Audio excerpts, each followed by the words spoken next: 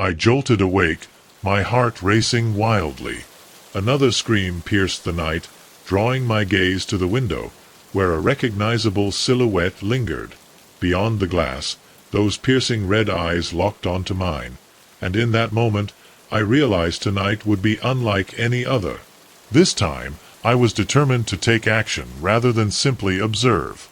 I've always been a light sleeper, but recently, even the faintest noise has me on high alert. It all began about a month ago with a single, unsettling feeling, the kind that sends a chill down your spine when you sense someone watching you. It started innocently enough while I was washing the dishes. Suddenly, the hairs on the back of my neck prickled, and I whipped around, half expecting to find someone lurking behind me. But the kitchen remained empty, save for the curtains gently swaying in the breeze from the open window. It was irritating, yet I brushed it off, attributing it to work-related stress and my overactive imagination fueled by too many horror films. However, things escalated. I began to see things, initially just fleeting glimpses. A dark figure darted out of the corner of my eye as I walked to my car, and a shadow seemed to dance on its own beneath the old oak tree in my front yard. I tried to rationalize it all, blaming lack of sleep, and even visited the doctor, anxious that I might be developing some neurological issue. The test results are normal. Just try to relax, the doctor said, a condescending smile playing on their lips. Consider giving meditation a try. Yet, how could I find peace when each night the presence intensified? As dusk fell, I found myself steering clear of the windows, drawing the curtains shut with a firm hand. Yet, even in the safety of my home, I sensed its presence beyond the glass, watchful, patient. The moment I caught sight of those eyes, I nearly persuaded myself that I was slipping into madness. As I toiled late into the night on a graphic design project, the gentle illumination of my laptop was the sole source of light in the room. As I extended my hand to seize my cup of coffee, my gaze caught two luminous red orbs outside the window. Rather than merely reflecting the light, they radiated it with their own brilliance. I sprang to my feet, almost toppling my desk in my eagerness to switch on the light. Once the ceiling lamp cast its glow across the room, the eyes vanished, yet the unsettling sensation of being observed lingered. From that night forward, the entity, whatever it may be, grew bolder. It ceased to lurk in the shadows or disappear when I glanced its way. Every night, he positioned himself right by my bedroom window, visible and undeniable. He appeared as a shadowy silhouette, his chilling red eyes piercing through the darkness, and I did everything in my power to keep him at bay. Locks, cutting-edge security cameras, and those protective panes my friends insisted were effective. None of it made a difference. Rest eluded me as I lay curled beneath the covers, every muscle taut with anticipation, waiting for anything to happen. A part of me secretly hoped it would just shatter and put an end to this once and for all. The wait was excruciating. Tonight was unlike any other. As I lay in bed, the wind howling outside, when suddenly a new sound pierced the stillness of the night. Soft, intentional scratches, reminiscent of nails gliding across a chalkboard, echoed from the front door. My breath caught in my throat. After weeks of anticipation, the moment had arrived. Stalking was poised to act, hands trembling with excitement. I grabbed my phone, poised to dial 911, but then I hesitated. What should I express? "Hi, police. There's a shadowy figure with glowing red eyes attempting to enter my home. They might consider me insane." The scratches grew increasingly demanding.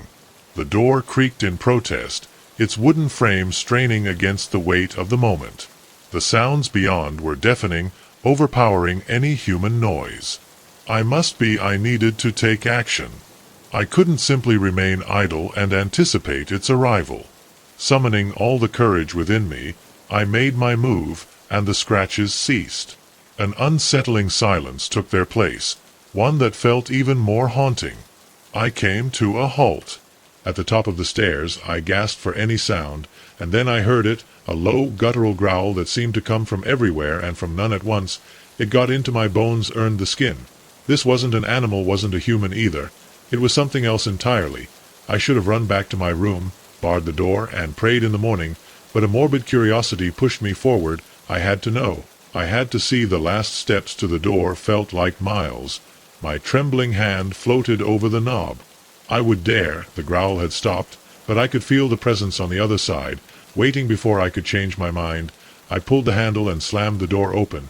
Nothing. The porch was empty, the street beyond, silent and still. For a moment relief came over me. I had imagined it all. Then I saw them, see deep, jagged claw marks running all over the door. Splinters of wood covered the welcome doormat. It was real. It had been here. A sudden gust of wind made me shudder, and I began to close the door as I caught a glimpse of movement in my peripheral vision. I felt myself freeze in place. I turned my head toward the window by the door. This time there was no fuzzy shadow, but a tall, solid figure, undeniably substantial, with limbs that seemed too long for her body and those piercing eyes. The creature's eyes glowed like embers on a featureless face, save for a mouth twisted into a grotesque semblance of a smile, capturing my full attention. I forcefully closed the door, fumbling with the locks while fear-fueled tears streamed down my cheeks. The scratches returned at once, more frantic than before. The door trembled violently in its frame as the creature charged at it. I took a step back, my thoughts swirling in a haze of panic. What should I do next? What's my destination? The creature outside let out a piercing scream, a sound so unnatural that it set my ears ablaze. The windows trembled, and I could have sworn I witnessed the walls curve inward, as though the very house was battling to hold back the overwhelming force attempting to break through. I sprinted up the stairs, strode down the hallway, and burst into my room. With a forceful bang, I slammed the door shut and shoved my dresser against it. Despite knowing it was futile, the house fell into an unsettling silence. Yet I sensed its movement, searching for me. My gaze darted around the room, frantically seeking a weapon. It landed on my laptop, still open on the desk where I had left it. In a moment of desperation, an idea sparked in my mind. It was my only option. I dove into the computer and opened my work files. As a graphic designer specializing in logos, symbols, and meaningful signs, my fingers raced over the keyboard as I began a new project, unsure of my exact direction. I wasn't solely relying on instinct. Instead, a primal part of my brain was guiding my actions. Shapes emerged on the screen: circles, triangles, and lines intertwining in intricate patterns. Vibrant colors, shades of red and gold, pulsated with a life of their own. As I continued my work, a low hum resonated from the symbol, growing stronger as the design unfolded, filling the air with an electric energy. The weighty thud, followed by the unmistakable sound of a crash from below, signaled that the front door had finally succumbed. Each step echoed with a deliberate slowness as heavy footsteps ascended the stairs. I realized I was ensnared. I recognized the thrill coursing through me, the beads of sweat trickling down my forehead as I perfected the final details of the symbol. The buzzing escalated into a suffocating roar. The sound of the wood echoed eerily as the force began to smash against the door. As the dresser crashed to the floor and the door burst open, I instinctively hit the print button from my room. The symbol burst into vibrant life on the screen, so dazzling that I instinctively shielded my eyes. The creature let out a howl, filled not with triumph, but with anguish. I took a bold glance over my shoulder. I stood at the doorway, confronted by a nightmare incarnate, yet it had ceased its advance. Instead, it writhed and convulsed, as though caught in a desperate struggle. Against an invisible force, the printer came to life, spitting sheet after sheet, each one carrying the symbol I had created, shining with the same supernatural light. As the pages fell to the ground, the creature shrieked. Its form began to tremble, becoming less solid. I grabbed the sheets without questioning the impossible heat they emanated. Moving by sheer adrenaline, I lunged towards the creature, holding the symbols in front of me like a shield. It shuddered, its horrible red eyes wide, open with what I could only describe as fear. As I went along, receding, the smoke rose from its shape every time the light of the symbols touched it. I chased it through the house, I went down them, through the shattered door, already in the yard, made one last desperate attempt to pounce on me with outstretched claws, but the symbols shone even brighter, and with one last deafening screeching, the creature dissolved into mist. I stood there panting for what seemed like hours, the pages covered. In symbols finally cooled in my hands, their glow fading until simple sheets of printed paper, but I knew they weren't ordinary. As the sun began to peek over the horizon, I observed the damage to my house, the claw marks, the splintered wood, all the evidence that the night before had, though the details elude me. One truth stands clear. I confronted the darkness and emerged victorious. The nature of that creature may remain a mystery, as well as its reasons for targeting me. Yet, fear of shadows no longer grips me. I've discovered that even in the deepest night, there exists a path to resilience. All it takes is the courage to seek out your own illuminating melody. The stillness in my room was overwhelming. I remained frozen, my gaze locked on the shadowy corner where an unfamiliar figure lingered, observing me. A primal urge to scream and flee surged within me, yet fear had silenced my voice and rendered my body immobile as the first light of dawn crept in. The window flickered, and in that fleeting moment the figure vanished, yet the fear lingered, accompanied by an unsettling certainty. This was merely the beginning. As a freelance writer, I've always thrived in the late hours, finding that my most productive moments stretch well into the night. Of late, an unsettling darkness has settled in the room after the clock strikes midnight. I anticipated finding my cat Milo, yet the room remained perpetually vacant, and Milo was still present. As I dozed on the couch, faint sounds began to emerge, subtle yet undeniable. The creak of a floorboard echoed in the stillness, and the rustle of fabric stirred despite the absence of a breeze. Each time I delved into the unknown, my heart racing, I discovered nothing amiss. I attempted to reason. Old houses do tend to creak and groan, right? Indeed, mine certainly did. It seemed like a malfunctioning heating system was playing tricks on me, but as the weeks passed, the sensation of being watched grew stronger. While I was in the shower, I could have sworn I saw a shadow glide behind the frosted glass. Or perhaps it was while I was cooking that I noticed a quick flash of movement reflected in the microwave door. Whenever I glanced around, emptiness surrounded me. That's when I began to sleep with the lights on, a practice I hadn't embraced since childhood when I feared the monsters lurking beneath my bed. Yet, even that measure proved futile. If anything, the persistent glow only cast more shadows, more nooks where my imagination could spiral into chaos. I recognized how absurd I was being. I lived solo, the doors were securely locked, I had an alarm system in place, and there was absolutely no chance anyone could be inside my home. Little did I know, that very night, I had finally drifted into a light slumber. I'm not quite sure what stirred me from my slumber, a noise, an instinct, or that unsettling sensation that something was amiss. But the moment I opened my eyes, I realized immediately that something was different. In the corner by my dresser stood a figure. Initially, my drowsy mind struggled to comprehend it. I had left a coat hung there, maybe a forgotten stack of boxes, but as my eyes adjusted to the soft light filtering through the curtains, the shape transformed into something undeniably human, or perhaps something that closely mimics a human. It stood there, towering above everything I had ever encountered, its head nearly grazing the ceiling. It was eerily still. It didn't move or shift like a human would, and even though I couldn't discern its features in the shadows, I felt an unmistakable sense that it was staring right at me. I felt an overwhelming urge to scream, to leap out of bed and flee, yet my body remained completely unresponsive. My heart raced as I stood there. Moreover, I can hardly recall how long we lingered in this chilling, silent standoff, but eventually my instinct for survival began to awaken. With careful deliberation, I reached for the bedside lamp. Absolutely, I reassured myself, all I needed to do was switch on the light. Everything would be all right. The silhouette would transform into nothing more than a mere arrangement of shadows, a heap of mismatched garments, anything but the source of my dread. As my fingers grazed the switch, I inhaled deeply, steeling myself for what was to come.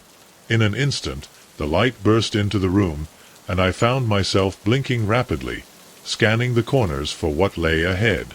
In that moment, the absence of the figure struck me with a wave of relief. The overwhelming force left me feeling light-headed, prompting a loud, anxious laugh that teetered on the edge of hysteria. Naturally, there was absolutely nothing present. My imagination had taken flight. Countless sleepless nights, an excess of caffeine, and an abundance of horror films. Before heading to bed, I rose, still chuckling at my own foolishness, and made my way to the corner you see. The scene was unchanging, a familiar dresser and wallpaper that never varied, always the same. I stood still on the wooden floor, where a footprint was clearly marked. Only one impossibly large, and that hadn't been there when I lay down. My laughter died in my throat with trembling hands. I bent down and touched it. The wood was cold, colder than it should be, and slightly damp, as if something had been standing there only moments before fading. The implications hit me. Like a punch in the stomach, the figure had been real. The sensation from being watched, everything, and the worst seemed to come and go at will. I spent the rest of the night curled up in my bed with all the lights in the house on. The next day I called work and said I was sick. I couldn't bear the thought of leaving the house, but as the hours passed and nothing happened again, I began to doubt myself again. Maybe I had sleepwalked and somehow I had left that imprint. Maybe Milo had spilled a glass of water that I had forgotten when night fell.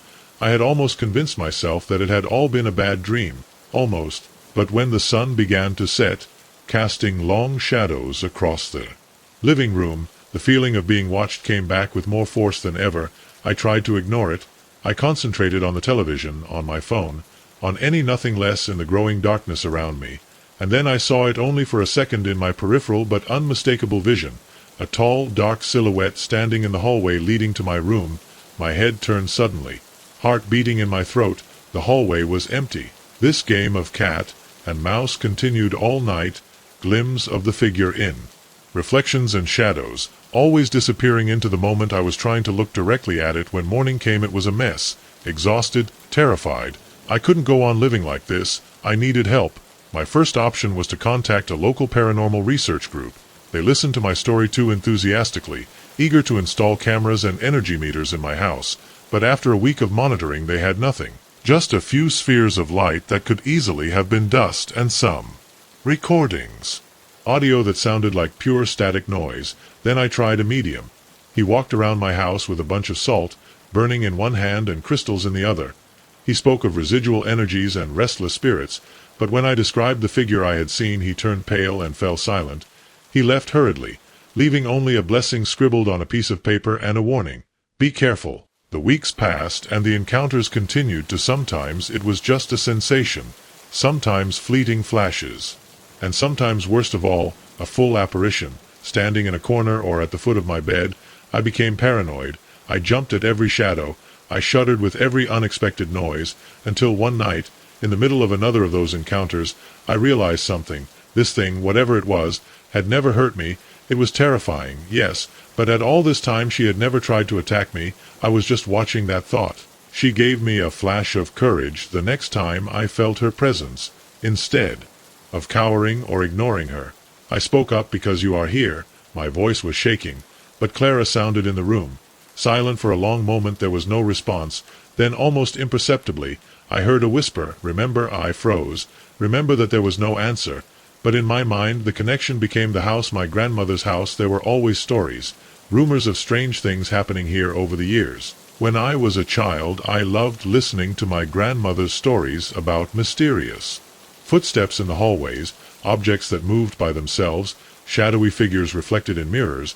I always thought they were just tales to entertain me, but what if they weren't? And this entity had always been here watching over my family for generations, and if in my adult skepticism I had forgotten the most important rule that my grandmother taught me, always recognize the spirits, always let them know that you see them. I took a deep breath and stared into the dark corner where I felt it. I see you, I said in a low voice. I recognize you. Thank you for watching this house and for watching me. The air in the room seemed to change. The oppression of being observed dissipated slightly, and although I did not I could be sure. I thought I saw the shadow of a smile on the figure before it disappeared. From that night everything changed. The apparitions, they became less frequent, less threatening. I still see from time to time the silhouette of my silent observer, but I no longer know. Whether as an intruder rather as a guardian, I have made peace with the fact that I may never fully understand what happened or why, but I've learned something important. Sometimes the things that terrify us the most just want to be seen, they just want to be recognized, and sometimes the bravest thing we can do is look them in the eye and say, "I see you." Since then I sleep more peacefully because I know that in the darkest corners of my home someone is taking care of me, and every night before I turn off the light I whisper a soft good night in the shadows, just in case. Perhaps the first whisper was so faint that I almost convinced myself that I had imagined it, but as the sound grew louder, echoing through the empty hallways of my bedroom, I knew it wasn't a figment of my imagination. I was alone in this building, or at least it was supposed to be. When I reached out to grab the doorknob, my heart almost stopped. It wasn't moving in. Way, impossible. I was locked up. I had always delighted the quiet solitude of winter break on campus. While most of the students were running back home to see their families, I was relishing the opportunity to have the entire dorm all to myself. As an introvert and art student, the peace and silence were perfect to work on my portfolio. This year was no different. I said goodbye to my roommate, Sarah, promising to water his little army with succulent, and I settled in for 2 weeks of absolute tranquility. The first few days were exactly as I imagined them, peaceful, productive, and wonderfully quiet. But on the fourth night things began to change. I stayed up late as usual, putting the finishing touches on a charcoal sketch. The only sounds in the room were the strumming of my pencil on paper and the occasional hum of the old Vi heating system. Then out of nowhere I heard it, the unmistakable sound of footsteps in the hallway outside my room. At first I didn't give it any importance. It was probably the night guard making his rounds, I said to myself. But as I listened more carefully, I realized that the footsteps didn't sound right. They were too light, almost hesitant, and seemed to start and stop at random intervals. Intrigued, and I admit it, a little nervous, I left my blog. I opened it just a little, peering into the dimly lit, empty hallway, frowned, and stepped out into the corridor. "Hello," I called, my voice echoing in the silent space. There was no response. Shrinking, I was concentrating on my work again. I couldn't shake the feeling that something was wrong. The silence now felt heavy, oppressive, as if the air itself was holding its breath. That's when I heard the whisper, at first so soft I wasn't sure I had really heard it, but it grew clearer, more distinct. I couldn't pick up exact words, but the confusing rhythm of human speech was there. My heart began to pound. I was supposed to be the only person in this building. The dorm supervisor had made it clear. No other student had ever requested to stay for the holidays. Even the housekeeping staff wouldn't be coming back until next week. I lifted my trembling legs under me, and once again I walked to the door. This time, when I tried to open it, the doorknob didn't turn. Panic took over me. I shook the knob harder and then pushed my shoulder against the door.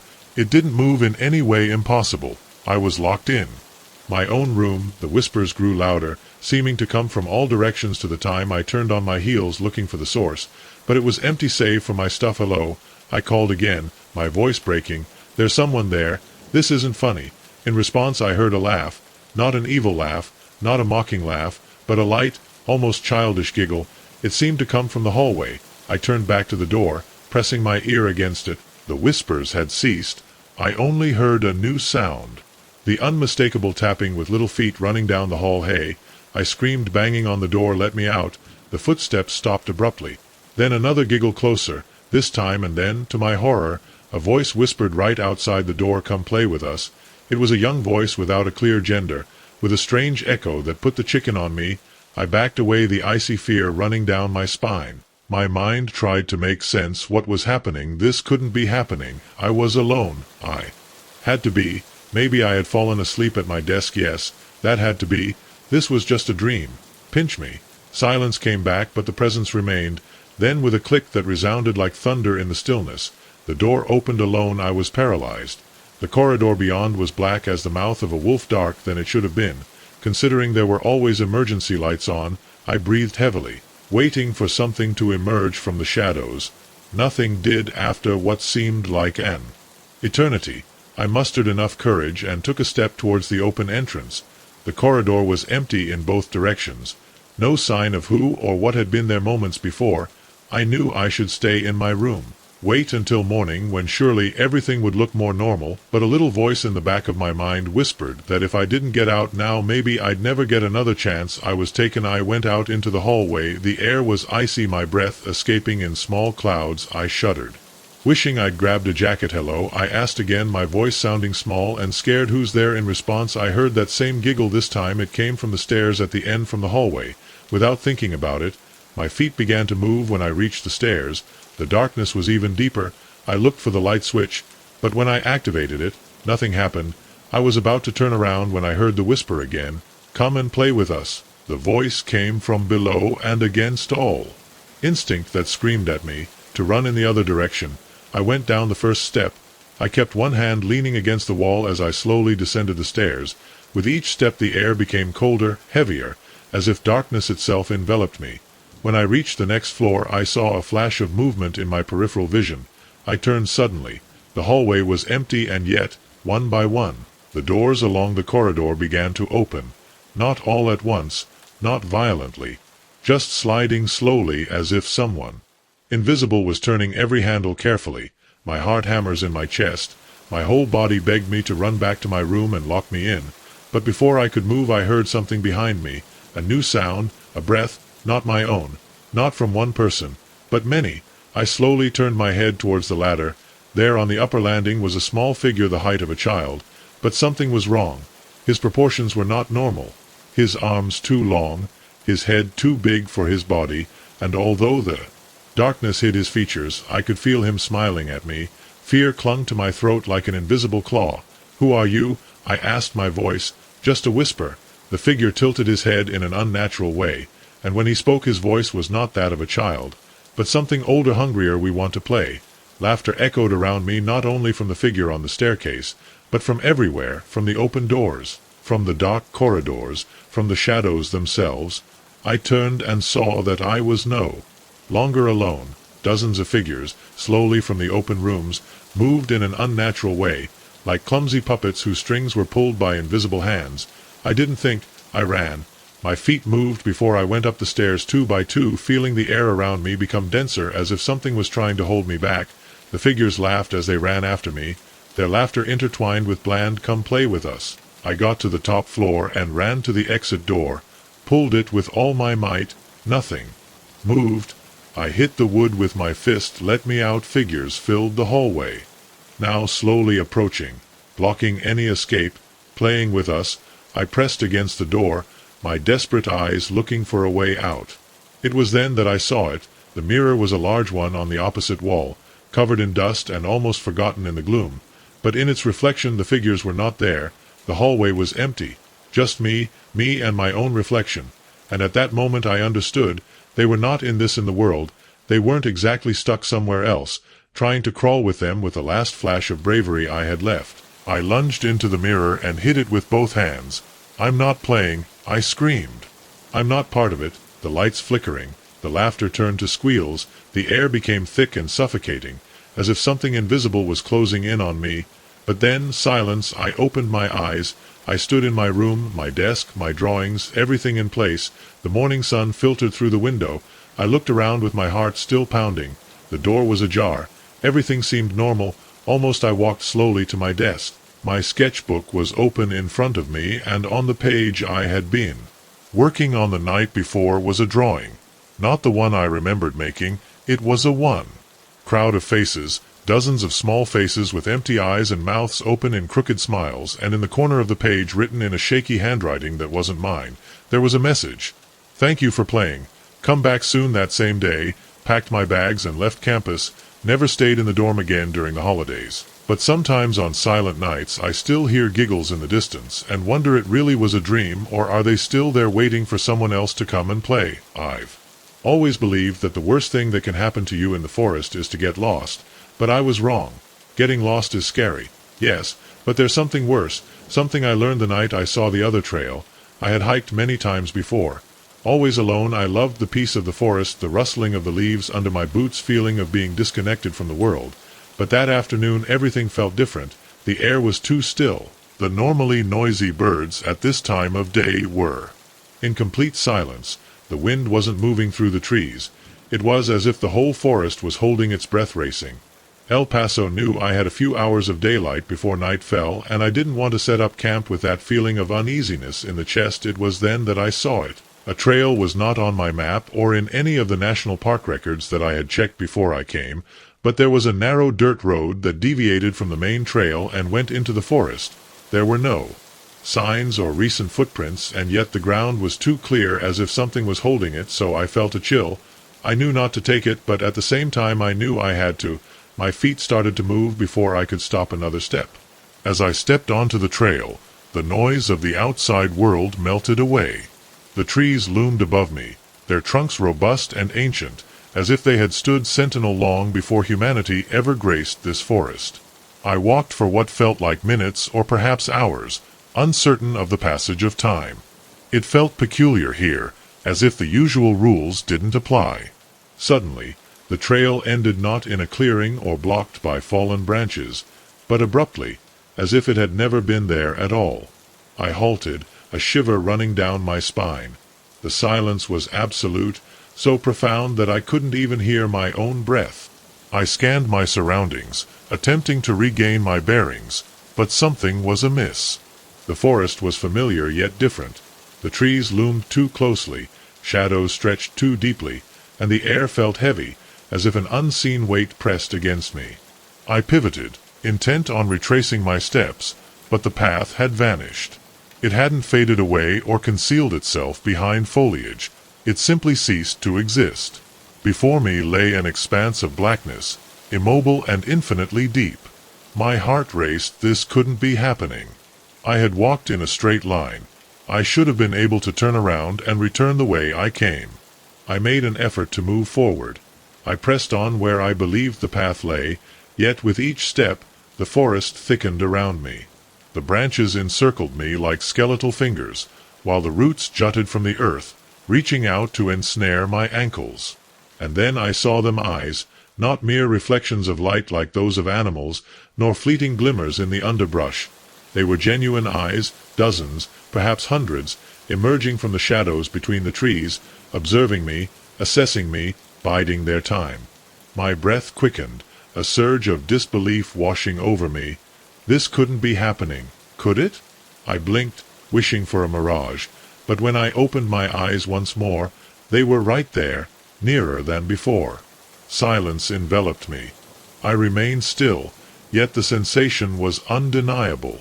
The air thickened with pressure, and the trees seemed to bend closer, as if they were leaning over me. Then I caught at a whisper, a soft murmur reminiscent of leaves rustling without a breeze. But it wasn't the forest, it was them. Even though the words eluded me, the message was crystal clear. I was not welcome here, nor was I meant to be. The raw fear that gripped me was more intense than any emotion I had ever experienced. I dashed through the woods, lost and without purpose, desperately seeking to escape the weight of those gazes, the murmurs of an unsettling sensation that the very forest was alive, aware, and unwelcome to my presence. The trees enveloped me, their branches reaching out like welcoming arms, while the ground beneath my feet felt as though it were sinking, eager to draw me in. I pushed myself to the limit, feeling the fire in my lungs and the strain in my legs as they fought to keep going. Then I beheld the light, not the sunlight, nor the beam of my flashlight, but the true light, the essence of a world that recognized the original path. I rushed forward, falling to my knees as my feet met the dry ground of the road. Glancing back, I realized the other trail had vanished. No footprints marked my path, no signs of disturbance lingered, just the serene Pacific forest, as if nothing had transpired. Yet, deep down, I understood the truth. That trail had existed, they had been there, and they wished for me never to return. My legs trembled as I made my way to my camp, refusing to look back. Upon arrival, I packed up and drove home, haunted by the sensation of being watched, as if something had released me, but only temporarily. From that day forward, I vowed never to walk alone in the woods again. When I venture out, I stick to the well-trodden paths, fully aware that there are other routes that are best left unexplored, leading to uncharted territories that promise no good. And above all, paths that, once taken, may not allow for a return. The sound of a child's laughter reverberated through the deserted hallways, sending a chill coursing down my spine. I stood frozen, the flashlight quivering in my unsteady grip. This forsaken hospital had remained eerily silent for decades. What could possibly explain the sound of a little girl's unmistakable laughter echoing in the stillness of 2 a.m.? As I pivoted to explore, the laughter swelled, echoing from all directions simultaneously. As the chilling realization set in, a wave of dread washed over me. We were not alone in this desolate structure. Something unseen was leading us further into its twisted maze. Urban exploration has always captivated me. There's an exhilarating thrill in uncovering the hidden corners of our world, piecing together the narratives etched in the faded paint and corroded metal of abandoned spaces. When my best friend Jake proposed that we delve into the abandoned places that had closed due to scandals and patient deaths, I found myself captivated by the local legends. They spoke of restless ghosts, tormented souls unable to find peace, and I always embraced those haunting tales. As doubts lingered about my previous misjudgments, we finally reached our destination. We strategically parked Jake's old Corolla a bit farther from the hospital to remain under the radar. A looming shadow stood before us against the starry sky. The shattered windows resembled missing teeth, while ivy crept up the brick walls, as if nature were determined to reclaim what humanity had forsaken. "Are you absolutely certain you want to proceed with this?" Jake leaned in close, his voice barely above a whisper as we neared the wire fence. The quiver in his voice was palpable, and his eyes darted anxiously from one side to the other. I flashed him a smile, attempting to convey a confidence that was just out of reach. "Embrace your adventurous spirit. Nothing awaits but discovery." We slipped through a gap in the fence, and the scent enveloped us instantly. Dust mingled with something oddly stale. Flashlights in hand, we illuminated the peeling paint on the walls, revealing a world of overturned furniture and vibrant graffiti. For the first hour, everything unfolded just as I had imagined. We wandered through dusty offices, navigated the collapsed cafeteria, and captured haunting images of empty patient rooms. The only sounds were our hushed whispers and the occasional crunch of a rat. But then we arrived at the children's wing. Everything transformed. In stark contrast to the rest of the hospital, this section appeared almost untouched, with the vibrant cartoon murals still adorning the walls. Though worn by the passage of time, the atmosphere felt denser, more electric. "Text, check this out," Jake exclaimed, gesturing toward a room on our left. It was a playroom brimming with toys and dolls, each adorned with expressive faces. Cracked porcelain rocks seemed to gaze at us, while a small wooden horse swayed gently, despite the absence of any breeze. Then, we heard it, a sweet, innocent child's laugh echoing from the hallway. Jake and I exchanged wide-eyed glances. "Tell me you heard that," he murmured. I nodded, my mouth suddenly dry as dust. "It must be the wind," I lied, but deep down, I knew it wasn't the wind, for the laughter grew louder. This time it came. "We're getting out of here," Jake said, tugging at my arm as he pointed toward a door at the end of the hallway. Part of me was in agreement. Every instinct screamed for me to flee.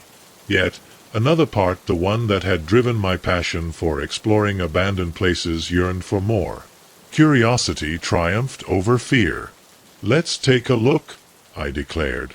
Jake shot me a look that suggested I had lost my mind, but he nodded, albeit reluctantly. We approached the door slowly. It stood apart from the others, untouched and pristine, painted a vibrant yellow as if time had forgotten it. I reached for the doorknob, the metal cold against my skin. Jake's voice broke the silence behind me. "We don't have to do this," but I was already twisting the knob. The door creaked open, revealing a room that defied logic. While the rest of the hospital lay in decay, this space appeared as if it had just been unveiled. The room was unveiled, featuring vibrant walls, a gleaming floor, and shelves overflowing with pristine toys. A young girl perched on a plastic chair at the center. Her voice rang with sweetness and cheer, yet an unsettling undertone lingered beneath the surface. Her eyes were an abyss, devoid of reflection. They held only an inky darkness. My mind fails to recall. Their promise to perform again sent shivers down my spine. We had yet to cross paths with you. We were merely on an adventure of discovery. Sarah's expression shifted. She remained silent. As we inhaled deeply, the toys quivered on the shelves, the lights danced erratically, and Jake declared that our departure was imminent. As we pivoted, the door banged shut behind us. Sarah's once sweet demeanor had vanished. Her form shimmered like a distorted television screen for an instant. She shed her childhood and emerged as a tall, twisted being with razor-sharp teeth. Out of the darkness of the room, children began to materialize, one after another. They emerged from the shadowy walls, each with the same haunting black eyes, ready to join us in play. Sarah's voice, rich and full, filled the room with a powerful resonance that captivated all who listened. Jake and I pressed ourselves against the wall, feeling its cool surface against our backs. The children emerged from the shadows, their smiles unnaturally wide, their eyes glinting with an unsettling brightness. The atmosphere grew heavy, frigid, and oppressive, and then the lights extinguished. All was enveloped in an overwhelming darkness. I sensed Jake gripping my arm with intensity, his breath uneven. And then he arrived. Joyful sounds of laughter. A multitude of chuckles. The laughter echoed softly, reminiscent of childhood innocence, yet there was an unsettling quality to it. It felt off-kilter, unnaturally sharp, perfectly synchronized, and disturbingly ravenous. We grazed the surface of small, chilly, bony hands. I attempted to scream, yet breath eluded me. An unseen force was constricting my chest, as if countless delicate fingers were pressing down, and then they murmured together, "Stay, play." I fought with every ounce of strength. I unleashed a punch into the emptiness and felt my fist collide with something real. Jake was engulfed in a battle of fear, his screams echoing with raw terror. Then, in an instant, the lights flickered back to life. The children remained, yet they had transformed. Now mere shadows with oversized mouths and bodies that continuously morphed into new forms. Sarah was in front of the door, blocking him. Now he was twice his original size. His smile stretched from ear to ear, revealing sharp and translucent teeth. "They can't leave." He whispered in a voice that she was no longer a child's. Jake didn't think twice. Threw the flashlight in her face. Sarah screamed her form, blinking violently. We took advantage of the distraction, threw ourselves against the door, slammed it open and ran. The corridors had become labyrinthine, seemed to lengthen. Distorted, as if the hospital were changing at will, we could hear the footsteps of the children behind us. Their laughter mingled with whispers in an unknown language. The lights flickered with each step. We ran faster. The air became dense, as if we were running through the water. And then the exit appeared before us. The hallway burst open, and we saw the rusty door we had entered. Jake pushed it with all his might. The door jammed behind us. The shadows were approaching. They ran on all fours, with empty eyes, with mouths open with a final, hushed cry. We exerted our strength, and the door shattered open. We launched ourselves into the open air, collapsing onto the chilly grass, breathless as we glanced back. Nothing but an open door beckoned, revealing a shadowy, vacant hallway. Yet, I could have sworn I glimpsed something shift in the faint light before the door shut itself with an eerie finality. Silence enveloped us on the journey home. Jake trembled, his fists tightly balled. As I gripped the steering wheel, the memory of those tiny hands lingered, their warmth still palpable against my skin. Upon arriving at my apartment, we settled into a quiet stillness. Time seemed to stretch, perhaps minutes or even hours, until Jake finally broke the silence. It was never real. I chose not to respond because I was aware of the reality. I understood what we had witnessed. I realized those children remained, lurking, anticipating the arrival of another to join their game. Since that night, I've made every effort to erase it from my memory, convincing myself it was merely a figment of my imagination, a fleeting illusion. Yet, in the quiet hours of the morning, I can still hear laughter echoing through my home, despite knowing I'm alone. Each time I shut my eyes, that yellow door reappears, vivid and haunting, anticipating the moment of revelation. Whenever you venture into an abandoned location, When you catch the sound of a child's laughter echoing through an empty hallway, resist the urge to follow it. Keep moving forward without pausing, and steer clear of any doors. Reflect on the past, for certain games are timeless, and some companions hold on forever. The moment I swung open the cabin door, the scent of copper and rot crashed over me like an unyielding wave. The beam of my lantern sliced through the shadows, uncovering intricate symbols etched into every surface: walls, floor, and ceiling. This was no ordinary abandoned cabin. As my eyes acclimated to the dimness, a shiver coursed down my spine. I was not present. Simply a little something. It glided through the shadows, and an unsettling realization washed over me. I had made a grave error by coming here. Wilderness has always captivated me. The captivating charm of solitude draws me in, as I become enveloped in the unspoiled beauty of a world untouched by humanity. With a week off from work, I wasted no time packing my camping gear into the car and setting off for the mountains, ready to dive into the expansive beauty of the forest. Bold and hungry for the excitement of genuine adventure, the forest enveloped me in its dense, shadowy embrace, the foliage thick and tangled, yet I pressed on, relishing the solitude of nature's untouched beauty. As dusk approached, I started to observe peculiar occurrences. Branches contorted into unimaginable forms, stones stacked in precarious formations, challenging the laws of physics, and more than once, I was gripped by an eerie sensation that an unseen presence was watching me.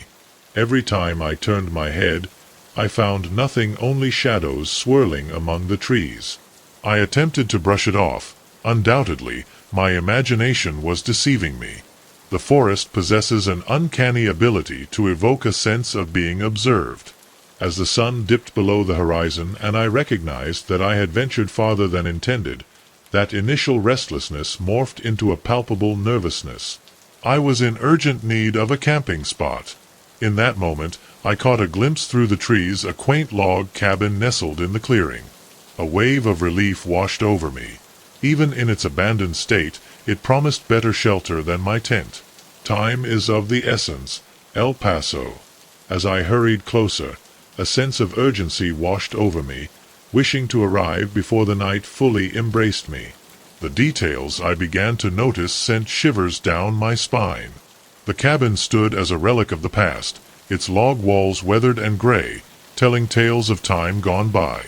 Moss adorned the roof, while nature slowly began to reclaim one of its corners.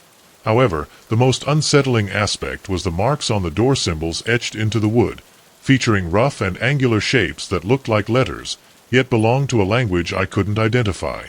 I reassured myself, dismissing the possibility of it being mere graffiti left by another hiker. I reached out, turned the doorknob, and as the door swung open with a lingering creak, a sweet metallic scent enveloped me. Putrid, like decaying flesh intertwined with rust, I instinctively shielded my mouth with my sleeve. I took a step back, every instinct urging me to flee, yet the night had descended, and the chill crept through the trees. My heart raced as I ignited my inner flame and turned it inward. The space was modest, adorned with minimal decor, just a table, a chair, and a quaint wood stove. In the corner, the walls were adorned with intricately carved symbols, each inch alive with the same designs found on the door, dozens of them, a mesmerizing tapestry of meaning. As I navigated the room with my flashlight in hand, an eerie sensation washed over me. The symbols appeared to shift and dance when I glanced away. It must have been an optical illusion, a clever trick played by a weary mind. Summoning my courage, I crossed the threshold. The floor groaned beneath me. The scent was overwhelming. In this moment, I found it difficult to catch my breath. As I spoke, attempting to push aside the unease twisting in my gut, I felt something crunch beneath my boot. I glanced down, anticipating branches or stones, but instead found small bones strewn across the ground, as if someone had carelessly discarded them. The air grew frigid, sending a shiver through me as every muscle tightened in response. Something felt off. This wasn't a refuge, it was a site of despair. I spun around, prepared to dash for the exit, only to find the door had shut on its own. Standing between me and freedom was a figure something I can't quite put into words. He was towering, impossibly so, his head nearly brushing the ceiling. His form resembled a human, yet something was amiss. His arms elongated, dangling past his knees, and his head was a blank canvas, just a seamless oval devoid of mouth or nose. His eyes were small, like points of burning light. They remained fixed on mine, unblinking and unwavering. A tight grip of fear enveloped me. I felt the urge to scream, yet my voice stayed muted. The figure glided forward, not walking but sliding, extending a welcome as he whispered. His voice seemed to emanate from all directions, not just his mouth. "Your arrival has been eagerly anticipated." In the depths of the shadows, a stirring presence emerged, figures shifting and swirling, some towering like the first, while others scuttled low to the ground, their numerous limbs creating an unsettling sight. Among them, some were mere silhouettes, hauntingly formless. Shapes twisted and morphed around me. Their eyes glimmered with an insatiable hunger. The atmosphere thickened, heavy and suffocating, as though the very walls of the cabin were constricting around me. I felt the urge to escape, yet found myself trapped with no exit in sight. I felt the urge to speak, yet words eluded me. The towering figure leaned in, its smooth, unmarked visage just inches away from my own. As our guest, I realized the undeniable truth. I was determined to escape that place. Amber's final voicemail sent chills down my spine. Her usually vibrant voice had transformed into a mere hoarse whisper. "Mike, please, I need help. There seems to be an issue. I'm in the message." It ended suddenly, leaving nothing but static. I attempted to return her call, but her phone continued to ring without a response as I snatched my keys and hurried out of my apartment. The sensation lingered, an undeniable weight that felt overwhelming. Amber and I shared a tumultuous journey. We found ourselves in a cycle of dating and breaking up during college, irresistibly attracted to each other yet held apart by our contrasting personalities. Her dreams were filled with travel, poetry, and seizing the moment, while my focus was on finding stability, securing a steady job, and establishing roots. We were completely incompatible. Yet, despite everything, we always seemed to find our way back to one another. After a 6-month hiatus, the calls began to pour in. Initially, everything felt normal as we reminisced about the past, but as the weeks unfolded, I began to detect an unfamiliar tone in her voice. Her voice trembled with fear. She confided in me one night, expressing her concern that someone might be following her. Her voice quivered, each word punctuated by a glance over her shoulder. "Did you really call the police?" I inquired, even though I was already aware of the response. Amber had always been skeptical of the authorities. "No, that's not it," she replied swiftly. "It's as if I can sense a presence, a feeling that I'm never truly alone, always under watchful eyes." I attempted to comfort her, attributing her feelings to stress or sleep deprivation, yet beneath the surface, I couldn't shake my concern.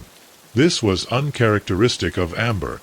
She had always been bold, the type of individual who chuckled in the presence of peril. Her distress unsettled me. The calls increased in frequency.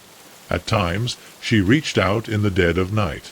In the early morning light, my voice quivered with panic as I caught sight of him again, Mike, standing just outside my window. But the moment I turned to look directly at him, he vanished.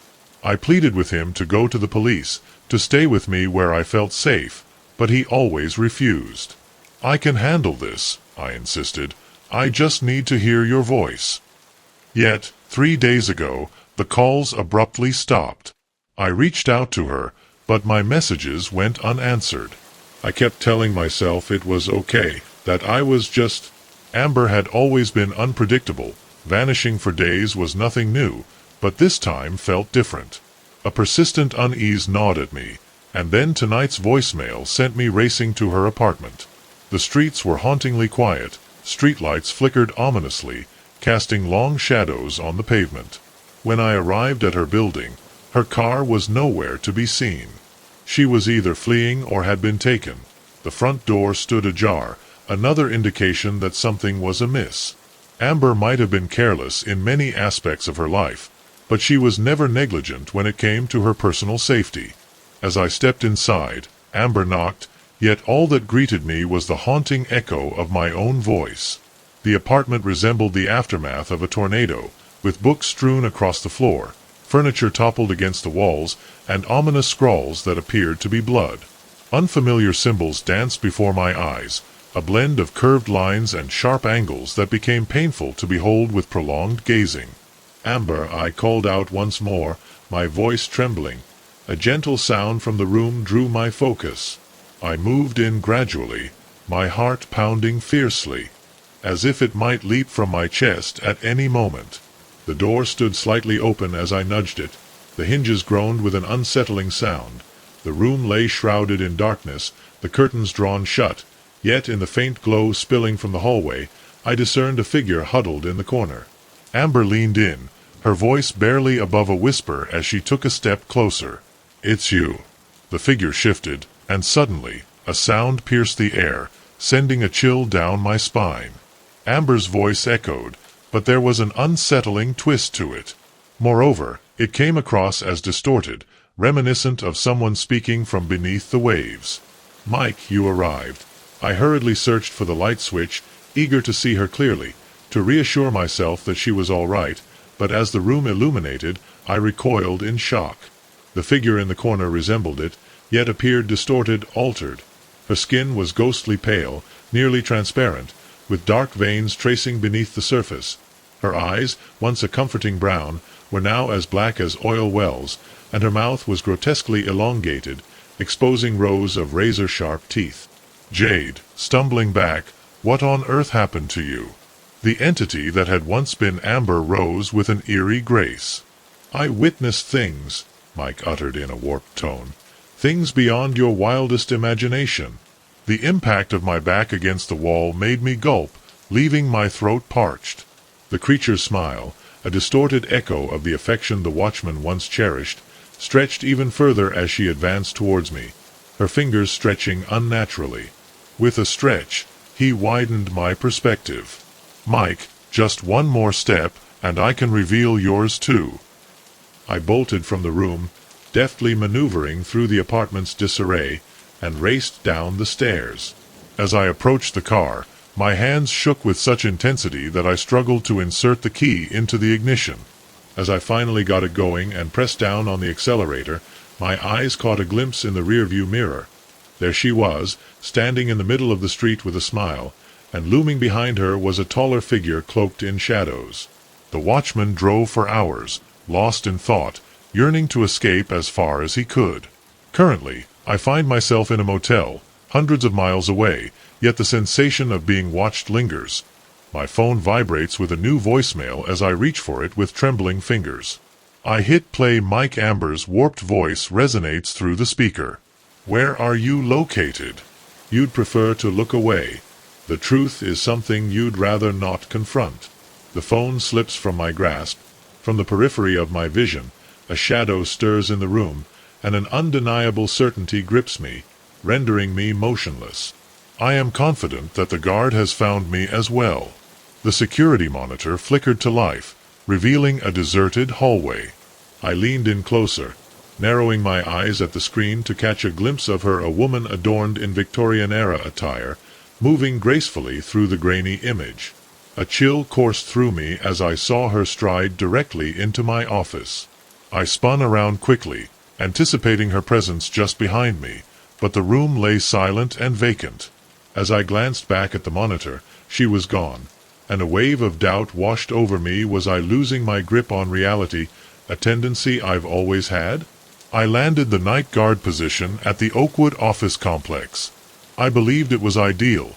The compensation was fair, the schedule fit my needs, and honestly, how challenging could it be to oversee an unoccupied building?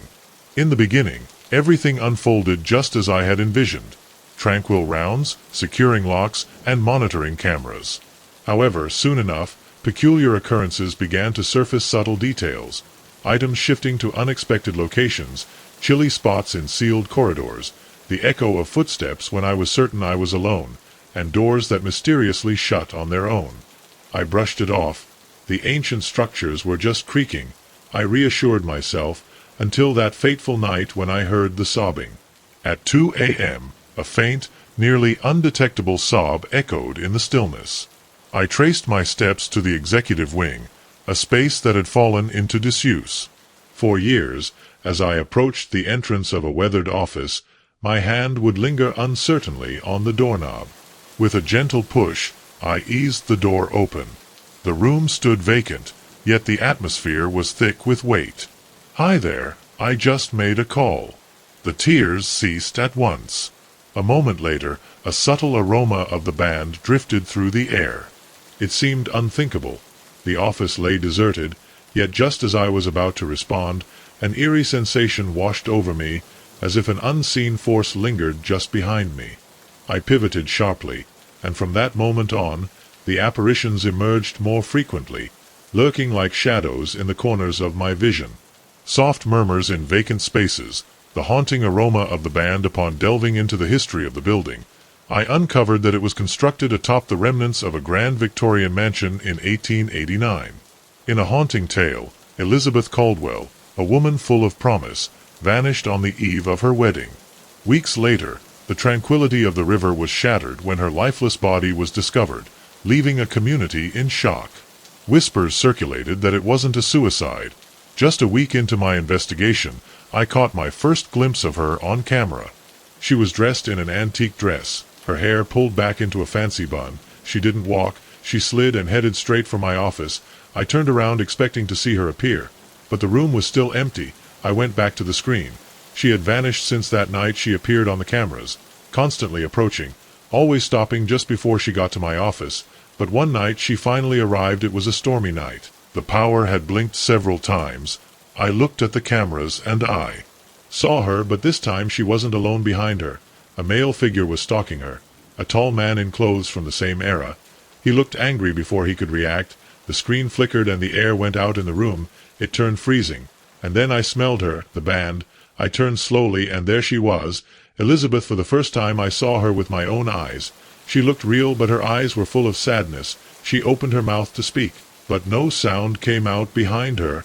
The male figure began to materialize.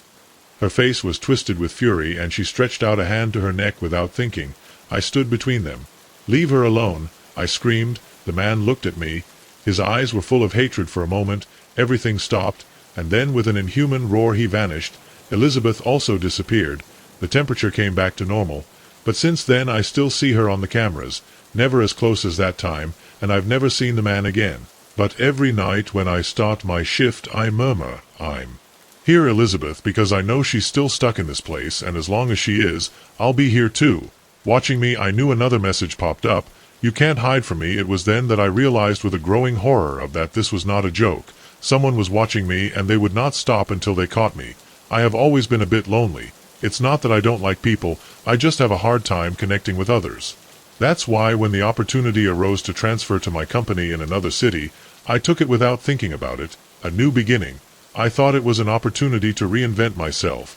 The first weeks were a whirlwind of new experiences, learning the disposition of the city, deciphering public transport, settling into my tiny but cozy apartment. I was so engrossed in everything that at first I didn't notice the signs. It started with a simple feeling of being watched as I walked home, then footsteps that seemed to follow mine only to fade away when I turned around. I dismissed it as paranoia, the natural discomfort of being in an unfamiliar place. Then came the calls, always late at night, always from a blocked number. When I answered, there was nothing. Just breathing. Then the line was cut off after the third time. I stopped answering. I should have paid more attention. I should have trusted my instincts. But I was so hell-bent on making this new life work that I ignored the warning signs, fluttering frantically before my eyes. Everything came to a flashpoint on a Friday night. I forced myself to go out to try to be social. There was a bar near my apartment that I wanted to visit. I was drinking a beer at the bar with the band when my phone vibrated. Unknown number. "Blue doesn't suit you." I frowned, looking at my blue shirt. How could anyone know what I was wearing? I looked around the bar, but no one seemed to pay attention to me. Another message. You should go home, it's not safe tonight. A chill ran down my spine. I paid for my drink, and I went out to calm down. While my heart was pounding, the street was almost empty. Just a few night owls like me was then when the messages started coming in one after another. Turn left at the next corner. Don't look back. I told you not to look. I couldn't help myself. I looked. There was nothing, just an empty sidewalk stretching in the darkness. Another message. I warned you not to look. Now you play the game. What game? I speed up my pace. I was 3 blocks from my apartment. If I managed to get there, I would be safe. You can't hide in your little box. I know where you live. I stopped in Seco. They knew where I lived. Suddenly coming home seemed like the worst possible idea. I turned abruptly, deciding to go to the 24-hour restaurant I had seen a few streets away. Maybe if it's surrounded by people, I'd be sure. Smart, but it won't work. Like they knew they were following me. I turned in all directions, desperately looking for some trace of my stalker. The street remained stubbornly empty. I ran, not caring about seeming paranoid. My footsteps echoed loudly in the silent night, but I couldn't hear other footsteps behind me. Just the incessant vibration of my phone. Runs all you want. You can't escape. I see you, little mouse, running so frantic you feel your heart beating. The fear in your veins, it's intoxicating. I burst into the cafeteria, startled, to the only waitress who was behind the counter. Please, Jade. I need help. Someone is following me. She looked at me with concern and reached for the phone. She wants me to call the police. Before I could answer, my phone vibrated again. I looked at the screen and my blood froze as I read the message. Tell her everything is okay, or the kind waitress will have an accident on her way home tonight. I swallowed hard and forced a smile. I'm sorry, I said, trying to make my voice sound calm. False alarm. I think I just got scared by some shadows. I can order a coffee, please? She hesitated, still looking at me with concern, but finally she nodded and put the phone down. I slide time. I stood there, startled. Noise. My phone remained silent, but calm. It was brief. As soon as I left the cafeteria, it rang again. You enjoyed your little break. Ready to play again? I couldn't take it anymore. I dialed 911, but before I pressed call, another message popped up. I wouldn't do that if it were you, unless you want your family to suffer the consequences. Attached, a picture of my parents' house had been taken recently. I could see the new flowers my mother had planted last month. As I whispered with my finger shaking on the screen, I know all about you, your fears, your dreams, your little secrets. You really want to test me? I put the phone down. I was defeated. What could I do? Go to the police and risk my family's safety? Keep running aimlessly in a city I barely knew? Like I could read my thoughts. Another message came in. There's only one in which this ends. Go to the abandoned factory on 7th Avenue. Come alone or there will be consequences. I knew it was a trap. Every movie and every book I had read was screaming at me that it was a terrible idea. But what other choice did I have? The factory stood before me, a towering shadow against the night sky. The broken windows looked like hungry mouths ready to devour me. Hesitant at the entrance, every instinct screamed at me to turn my phone around. Vibrated one last time. I'm waiting. I took a deep breath and I stepped forward. The air was heavy with the smell of dust and rot. My footsteps echoed in the immensity of the place as I moved forward. Hello, I called with a trembling voice. I'm here. What do you want from me? A laugh echoed in the darkness, a mocking sound that came from everywhere and from none at once. Oh, little mouse, whispered the voice, I just want to play. A figure emerged from the shadows. My heart stopped. Was me, or at least someone wearing a mask of my face. The eyes behind the mask shone with inhuman malice. Who are you? I asked, my voice barely a whisper. Why are you doing this to me? The figure tilted his head thoughtfully. Who am I? Am your shadow, your reflection, the dark thoughts you try to hide. Shrug. Why do I do it? Because it's fun. I backed away, my mind spinning. This couldn't be real. Oh, but it is, the figure whispered as if he'd read my thoughts. Slowly he took off his mask. Underneath there wasn't a scary face or monster. He was an ordinary man, an ordinary, insignificant face, one that you could walk down the street without looking twice. Disappointed? He asked with a chilling smile. You were expecting a demon, a movie villain. He came one step closer. The truth, it's much worse. I'm nobody. I'm everyone. My back hit the wall. There was no way out. What do you want from me? I whispered. The man's smile widened in an unnatural way. I told you so. His voice became an echo that seemed to reverberate inside my head. I want to play. Suddenly everything went dark. I heard a movement around me, a whisper of air as something passed nearby. When the lights flickered again, the figure was gone. But my phone vibrated one last time. Round one for me, ready for the next one. I ran out of the factory, ran until my lungs burned and my legs gave way. But I knew deep down that there was no escape. This was just the beginning of a game I never agreed to. Playing a game with rules I didn't understand now, as I sit in Another tiny apartment in another unfamiliar city. I can't help but wonder he's watching me now, waiting for the perfect moment to start the next round. 'Cause that's the real nightmare, not knowing when or where he'll strike again. Living every day wondering if today will be the day the game starts again. So if you ever get a message from an unknown number saying he sees you, he knows you, don't ignore it. Don't try to run away, because stop, then it's too late. The game has already begun. The baby. Monitor turned on at 3 a.m. But it wasn't my daughter's crying that woke me up. It was a grave, masculine, and terrifyingly unfamiliar laugh. I jumped up with my heart hammering in my chest as a chill ran down my spine. My husband was away on a business trip. I was the only adult in the morning. The house, I clung to the baseball bat I'd begun to keep by the bed, a concession to my husband's concerns for my safety when he wasn't there. The hallway stretched out in front of me, dark and menacing. The door to the daycare was ajar. I tried to rationalize what I'd heard. Maybe it was interfering. Another baby monitor in the neighborhood. Maybe it was a nightmare that was still clinging to the edges of my consciousness. But deep down I knew what I had heard was real, and I was in my daughter's room. The silence inside the nursery was suffocating. There was no longer laughter, not even my baby's calm breathing. I pushed the door carefully. The dim night light cast a soft glow over the room. Everything seemed normal until I saw it. A dark figure from the back to me, bent over the cradle. The bat slipped from my hands and fell with a dull thud on the carpet. The figure slowly turned, and his eyes, two bright yellow orbs, were fixed on mine. He was not human. His proportions were wrong, his limbs too long, his torso too thin, his face God. His face was a parody of the human, a failed attempt to resemble us, and when he spoke her voice was the same as the one I had heard on the monitor. "It's not yours. Why give it to you? I've always been a light sleeper, but since Lily was born, any sound put me on alert. Tonight I wish I hadn't heard anything." With trembling hands I took a step towards the crib. "Who are you?" I managed to say in a barely audible voice. "What you want?" The creature smiled a smile too wide, too inhuman, that revealed rows of sharp teeth like needles. "I've come for what's mine," she whispered, stretching out a hand towards the crib. "The girl I called daughter belongs to us." Something inside me exploded in fury. I didn't know what this thing was. I wasn't going to let it take my baby without thinking about it. I threw myself into the crib and grabbed Lily. The creature, she moved with impossible speed, interposing herself between the door and I. "Can't stop her," she whispered, tilting my head with curiosity. "You don't have the power." My breathing was raggy. I was right. I had no power against this, but I had something stronger. "You won't take her away," I said, pressing Lily to my chest. "I'd rather die than let me touch her." The creature's yellow eyes blinked. For a moment it seemed doubtful. It could be that I wasn't as sure as Lily, who had been quiet all this time. Opened her little eyes, and then I saw something that chilled my blood. Her eyes glowed with the same yellow light as the creature's. "What did you do to it?" My voice was barely a whisper. The creature smiled again. "She's always been ours. You're just delaying the inevitable." I shook my head. "Nom, it couldn't be true. Lily was my daughter, my baby." But deep in my soul a buried memory emerged with brutal clarity. The childbirth, the strange feeling in the hospital ward when the cousin gave me Lily for the first time. The small crescent moon-shaped mole on her shoulder, the times I entered her room and found her toys moved even though she couldn't yet crawling.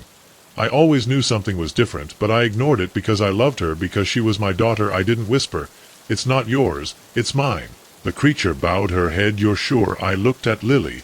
Her little eyes glowed in the dark, but on her little face there was only innocence. My heart broke no matter where it came from.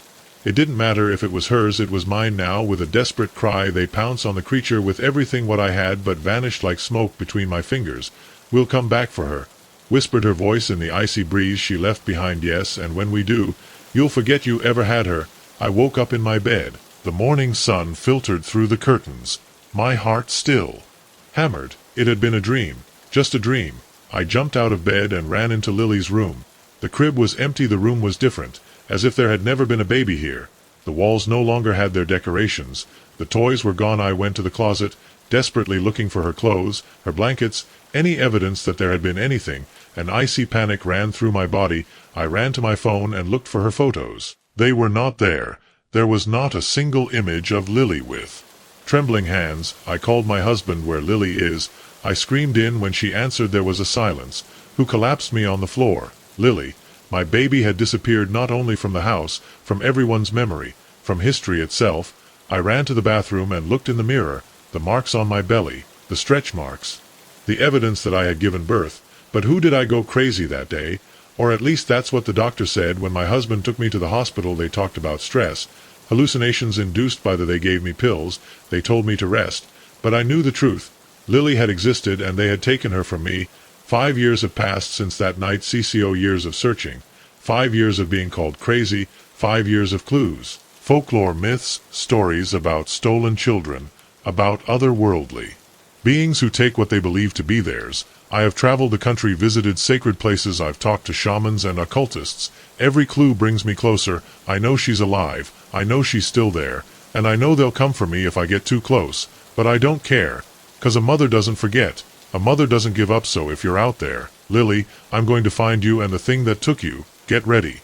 'Cause there's no strength in this world or in the next more dangerous than a mother looking for her daughter. The house continues, and I won't stop until I have you back in my arms. The old woman's words echoed in my mind as I stared at the wall. They live in there. You know they watch us, they wait.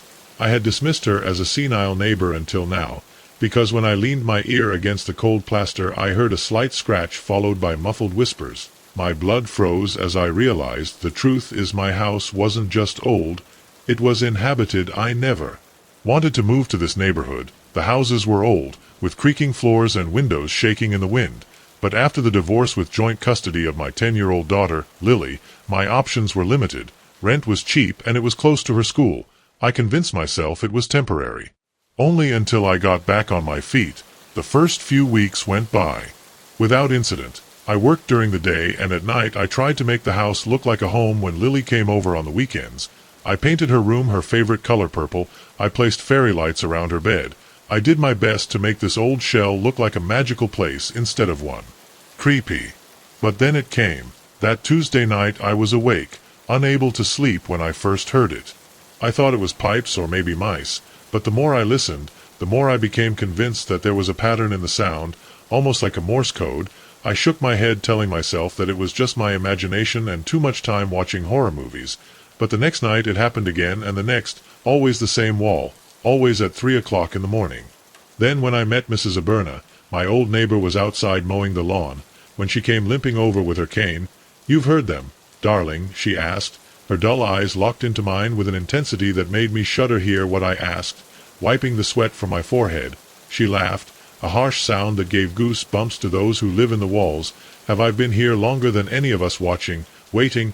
I let out a forced laugh. "Of course, the inhabitants of the wall. I'll be attentive, Mrs. Abernathy." His hand closed tightly on my wrist with surprising force. "Don't take it lightly. They're always hungry." I gently broke free from their grip and murmur. I heard voices, faintly intelligible whispers, but unmistakably there. I pressed my ear against the wall, struggling to catch words. "Hunger." Soon the girl jumped away. The girl number couldn't be referring to Lily. But even as I tried to convince myself that it was impossible, a knot of pure terror formed in my stomach. The next morning, I licked sick to work, spent the day researching the history of the house, which I found froze my blood. Over the last century, several children had disappeared on this property. Always in the full moon night, I looked at the calendar. The next full moon was this Saturday, the day Lily was coming to stay with me. I wanted to cancel the visit, make an excuse, but Lily was excited to come, and the rational part of my brain insisted that everything was crazy, so instead I got ready. I bought a mallet, telling myself it was for renovations. I bought salt, iron filings, salt, anything that the legend said that it protected against evil entities, and I waited. Saturday came, and with it Lily. Her eyes were shining with excitement when she saw her room. For a moment, let's relax. 2:59 a.m. Everything fell silent, a thick, oppressive silence, the kind of silence that precedes disaster. 3 in the morning, a heartbreaking scream broke the stillness. Lily's scream. I ran to her room and saw it. The wall next to her bed, it was moving. It was swelling outward, as if something was trying to pierce it from the inside, and through the plaster that stretched like skin, I saw faces, dozens of them writhing, pressing, struggling to get out. Lily was against the opposite wall, her eyes filled with sheer terror. Then a pale, skeletal hand with too many joints slowly emerged from the plaster. I didn't think, I just acted, let out a scream of fury and swung the mallet with all my might. The Impact reverberated through the room, an inhuman shriek erupted from the wall. "Runs Lily!" I screamed, hitting again. The plaster shattered. I saw pale arms writhing in the darkness behind the wall. I struck once more, and again. The shrieks intensified, the bodies on the wall writhing in the blackness. And then all was quiet. There was only a hole left in the wall, revealing insulation pipes, the normal, but in the dust on the floor there was a skeletal handprint. I saw it slowly fade away that same night we left the house, never came back.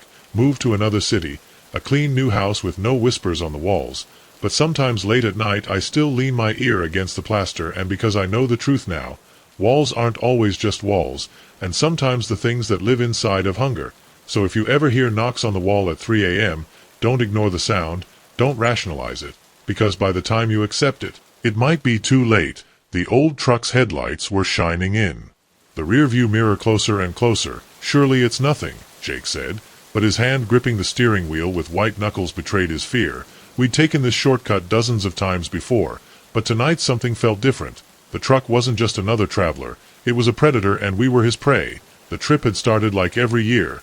Jake and I were friends since college. Every year we made a trip to disconnect from our stressful lives in the city. This time we chose a cabin in the mountains, hiking, fishing without cell phone signal. The road was perfect at the beginning, laughs, music, stories from the past. Then Jake suggested the shortcut to us for an hour. He said, turning down a back road without waiting for my answer. For the first half hour, everything was fine. The scenery was beautiful. But when night fell, the forest became oppressive. The shadows seemed to move, and then the truck appeared. An old rusty model. First we ignored it, but then it started following us. Every turn, every detour, always there. Maybe it goes to the same place. I tried to reason. Jake squeezed the jaw. "Let's try something." Spun sharply onto a dirt road. For an instant we thought we lost it, but then the truck's engine roared behind us. Jake stepped on the gas pedal. The truck matched it, then accelerated. It was catching up with us. "What the hell do you want?" I screamed. He didn't answer. He was just driving faster, deeper into the woods. And then on the road a woman appeared. Jake turned the steering wheel with all her might. The car skidded. The woman didn't move. I managed to see her face, terrified eyes, mouth open in a silent scream. Then the truck ran through her. Didn't stop, it didn't brake, it just passed through her. But when I looked out the window there was nothing. No body, no footprints, just empty. "You saw that?" Jake nodded, her face ashen. "We're not dealing with people." The truck accelerated, hit our rear bumper, the car another. Harder blows shook the bridge. Appeared in the distance, an old bridge covered with wood. "If we cross, maybe it won't hold its weight," I screamed. Jake didn't hesitate. Stepped on the accelerator. The car roared over the rotten wood. The planks creaked. The truck came closer, and then the bridge. Our car collapsed. As soon as it managed to get to the other side, the truck fell. For an instant everything was silent. But then, from the abyss, a deep, inhuman laughter was heard. We left there. When we reported the bridge to the police, the next day they told us that there had never been a bridge there, nor a dirt road, nor signs of a crashed truck, nothing. But we lived it, and we know that out there in those forgotten roads, something keep waiting. If you ever see an old truck in your rearview mirror, don't brake, don't look back, and above all, don't take shortcuts. The photo album slipped from my trembling hands, hitting the attic floor heavily. My eyes, wide in disbelief, remained fixed on the scattered images. Dozens of photos of me sleeping, eating, living my daily life. But that was impossible. Just yesterday I had agreed to identify the house of my neighbors. When I bent down to pick up the fallen photos, a floorboard creaked behind me. I wasn't alone. I've always been the trusted person in my group of friends, the one everyone calls when they need a favor or a shoulder to cry on.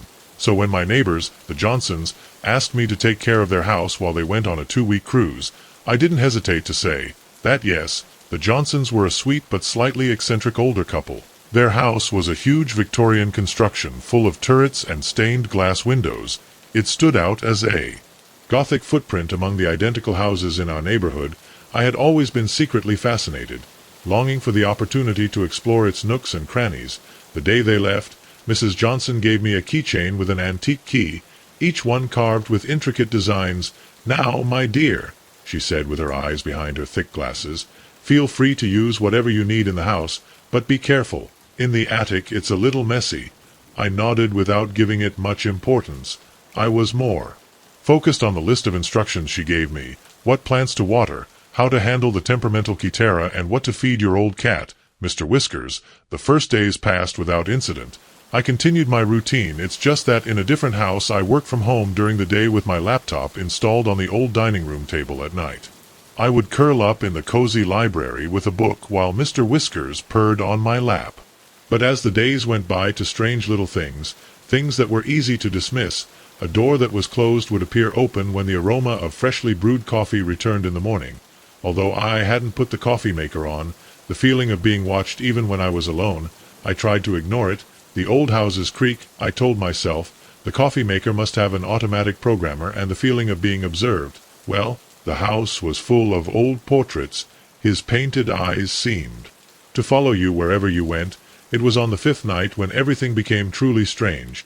I was in the kitchen washing the dishes after dinner when I heard it, a dull thud followed by the unmistakable sound of footsteps above my head. My hands stood motionless in the soapy water. My heart began to pound. I knew I was alone in the house. Mr. Whiskers was sleeping on the couch, and I definitely wasn't big enough to make that noise. For a moment I stood there, the water dripping from my hands, straining to hear silence. Then, just as I was convinced to, I'd imagined it. Another thump, this time followed by what sounded like dragging something. My mind ran with possible explanations. A raccoon in the attic, a branch hitting the ceiling. But deep down I knew those explanations didn't fit. The sound was too deliberate, too human. I dried my hands, moving slowly as if any sudden movement could draw attention to whatever was above. I approached the drawer of the kitchen where the Johnsons kept a flashlight, clutching its weight with a sense of relief. Part of me wanted to run, get out of the house and call the police, but a larger part, the one who was always attracted to this mysterious old house, urged me to investigate. After all, if I was an intruder, I needed to know so I could make an accurate report. The steps creaked under my feet as I climbed. The sound seemed too deafening in the stillness of the house. The second floor was dark, shadows accumulated in the corners and on the thresholds of the doors slide number, but there was nothing. There was only one place left to check: the attic. The entrance to the attic was at the end of the corridor, a narrow door that blended almost perfectly with the wallpaper. One of the keys in the keychain that Mrs. Johnson gave me fit into the lock. The click of the lock as I turned seemed to reverberate in the silent house. The door opened, revealing a narrow, steep staircase leading into darkness. The ace of my flashlight barely managed to penetrate the gloom as I took my first step. A gust of stale air descended, laden with the smell of old paper and something else, something I couldn't identify. Each step creaked alarmingly as I climbed, and I found myself holding my breath, straining to hear any sound from above. But there was nothing. I reached the bottom of the stairs and stopped, illuminating the space with the flashlight. The attic was huge. It covered the entire expanse of the house.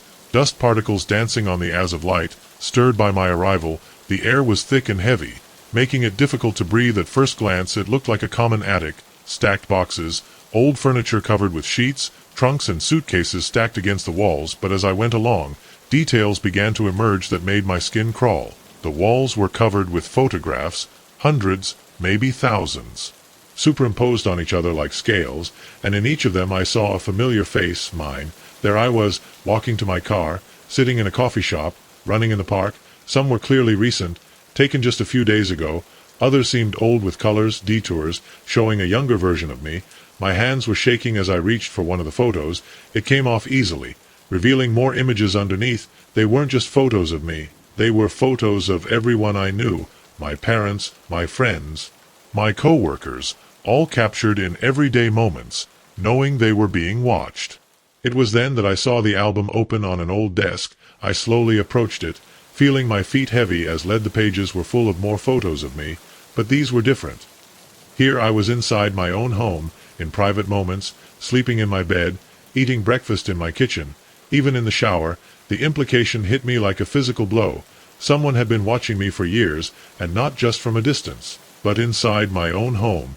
The album fell from my hands with a dull thud in the sweltering air. Then I heard it, the creak of a board behind me.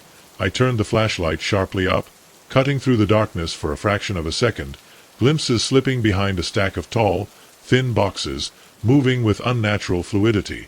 "Who's there?" I exclaimed, my voice broken with fear. "Show silence." Then a voice raspy and dry as old paper. "We've been waiting for you, Sarah." I backed my back, bumping against the desk. "Who are you? What do you want?" A low laugh without a trace of joy. "To love, oh Sarah. We don't want anything. We already have everything." The figure emerged from the shadows, and I had to bite my lip to keep from screaming. It was Mrs. Johnson, but not as I remembered her. Her skin was pale, almost translucent. Stretched on prominent bones, her eyes, usually hidden behind thick glasses, were huge and dark, reflecting the ace of my flashlight. "Like a cat's you see," Sarah said, taking a step closer.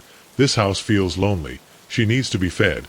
She advanced a little more, and her smile widened in an impossible way. "And you, darling, you are the perfect food." I didn't wait to hear more. I ran. I stumbled down the attic stairs. My only goal was to get out of that house. Behind me I heard her quick steps, more agile than they should be for a woman of her age. I reached the front door and yanked it open without stopping until I reached my own house, ripping the door off behind me, leaning against it with my chest going up and down as I tried to catch my breath. The next morning I called the police, but when they searched the Johnson house they found nothing. There were no photos in the attic. There was no sign that anyone had been there. According to the travel agency, the Johnsons were still on their cruise. I moved the following week. I couldn't bear to live next to that house knowing what I knew, but sometimes at night I still wake up in a cold sweat, feeling a look riveted on my back, and sometimes when I look out the window I swear I see a figure standing in the Johnsons' attic, waiting, hungry, at the smell of old wood. And forgotten secrets hit me when I opened the hidden basement door. Cobwebs stuck to my fingers and specks of dust danced on the ace of my lantern. I expected to find old furniture, maybe some old wine bottles. Instead, the light illuminated rows of strange symbols carved into the walls and floor, forming intricate patterns that seemed to twist under the flickering light. I took a step further inside and my foot struck. I looked down and froze there, half buried in the compact earth. There was a human skull, and I wasn't alone. I never wanted to inherit this cabin. It belonged to my grandfather, a man I barely knew. He was always the black sheep of the family, living in the woods without attending meetings or festivities. When he appeared he cornered me with stories about ancient rituals and dark forces hidden in the shadows. As a child I found it exciting. When I grew up, I dismissed it as the ramblings of an eccentric old man. But now, standing in this hidden basement, I wasn't so sure anymore. 3 weeks ago the family lawyer contacted me. My grandfather had left me everything because I hardly spoke to each other. But now it was my turn to take care of his things and decide what to do with the property. The cabin, it was modest, 2-roomed, surrounded by dense forest, miles from any other rustic dwelling, so to speak. No electricity, no running water, just a wood stove and a well in the backyard. I spent the first few days cleaning and going through her belongings, old paper, dusty books, mostly about the occult and esotericism, nothing too exo considering her personality. But then I noticed something strange on the living room floor. The boards were uneven. When I dropped a feather, it rolled into a barely perceptible crevice, so I found the trapdoor, and now I wished I hadn't. The cellar was larger than the cabin should allow. The air was heavy, laden with something metallic and stale under the dust. The lantern picked up metallic reflections on the walls, strange tools with unknown shapes hung on hooks. I advanced cautiously, avoiding the skulls scattered on the floor. The symbols on the walls caught my attention. They weren't hieroglyphs or runes. They seemed to move when I stared at them as if they were alive.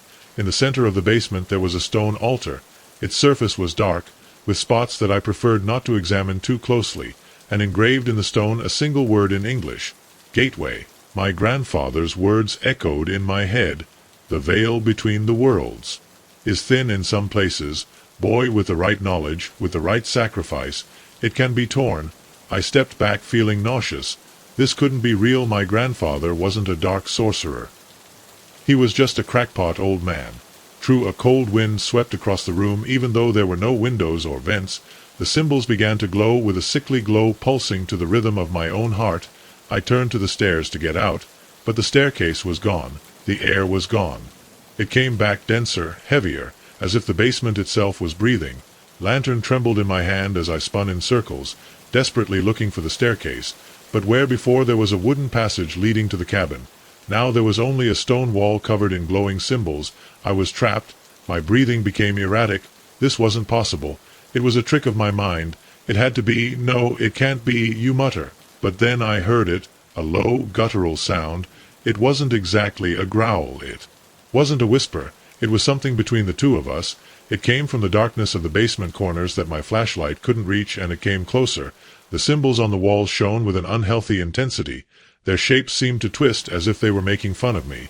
The air smelled of damp, old sang, and something else, something rotten, and then the shadow moved, or perhaps it would be more accurate to say, the shadows slid across the floor like ink snakes crawling up the walls, climbing up the stone altar, and in the center of them something emerged.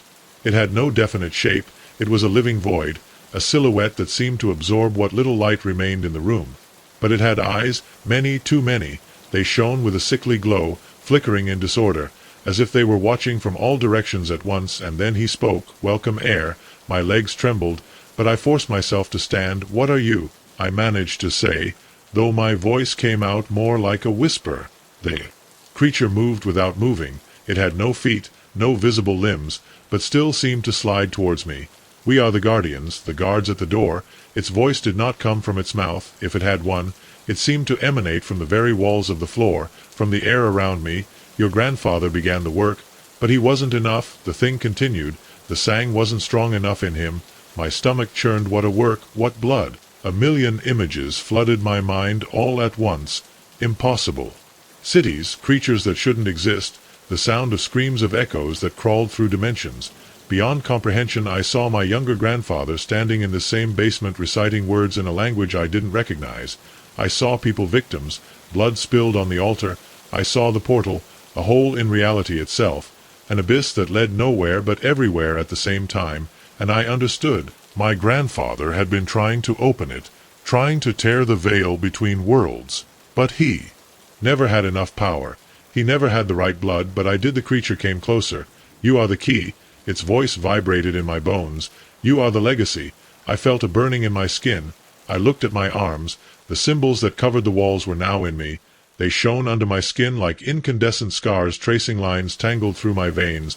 I let out a scream and fell to my knees. No, I don't want this. But the creature just leaned over me, its impossible silhouette spilling out like a liquid shadow. Has no selection. The fire on my skin increased. It was as if something inside me was awakening, something I didn't want to awaken, and at that instant a new voice broke the air, a voice I hadn't heard in years. Resist, boy. It was my grandfather. The pain stopped for a second. The basement shook. The creature was with fury, and then I saw it. My grandfather was standing at the other end of the room, but he wasn't the old man I remembered. He was younger, stronger, and his face was marked with the same scars of light that were now burning on my skin. Don't let them win, he said, looking at me sternly. You have to fight. Fight. But how? The creature roared around him. He challenged like furious tentacles. Your time is over, Joseph. My grandfather smiled. Maybe, he whispered, but his is just beginning. And then he looked at me directly. You have the power to close it. Use the blood to break the cycle. How? I screamed. Focus. I felt the burning come back, but this time, instead of surrendering to him, I channeled it. I focused on the way they glowed, the way they seemed to connect with the creature itself. It was part of the portal. It was the key. But keys can close doors, not just open them. I screamed and pressed my hands against the floor. The fire in my veins burst. The marks on my skin burned with Kadora light. The altar trembled. The air was torn apart by an inhuman sound, and then darkness, silence, nothing. When I woke up, I was lying on the floor of the cabin. Living room. The trapdoor was closed, and the marks on my arms were gone. I staggered until I stood up. The basement was no longer there. Only a firm floor of old wood, but I could still feel it, the pressure in the air, the feeling of something lurking, waiting. Waiting. I hadn't stopped the ritual.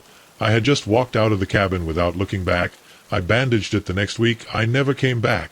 But sometimes when I close my eyes, I can still see them. The eyes of the creature staring at me. From a place beyond reality, I can still hear my grandfather's voice. It's not the end, and sometimes, when I look in the mirror, I think the marks are still there. Just now they're waiting. The sound of furniture dragging across the wooden floor woke me up suddenly. I opened my eyes with my heart pounding. There it was again, the unmistakable sound of something heavy being moved downstairs, but that was impossible.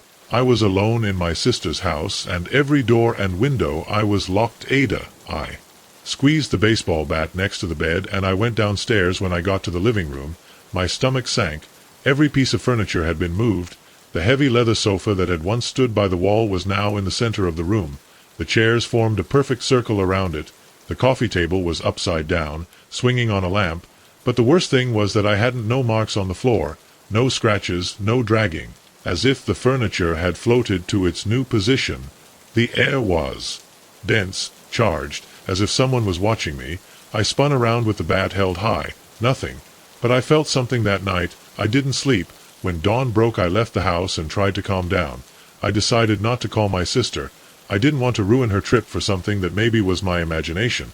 But I shouldn't having waited because the next night was worse. I was awakened by absolute silence. Not the normal silence. This was unnatural. The whole house was plunged into darkness. Not the blackness of dusk, but a total absence of light. I turned on my phone. The screen illuminated something on the walls, footprints, hundreds of handprints marked on the ceiling, the windows, even inside the closet. They were not made with paint.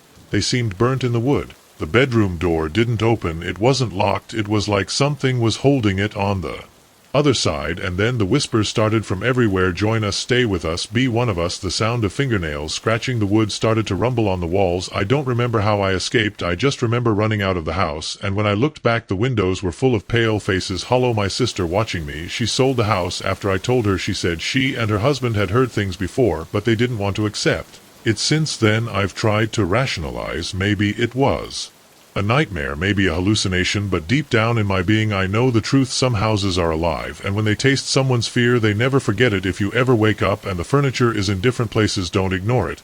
Don't convince yourself that it was the wind. Salt and never look back. The first drawing appeared on a Tuesday.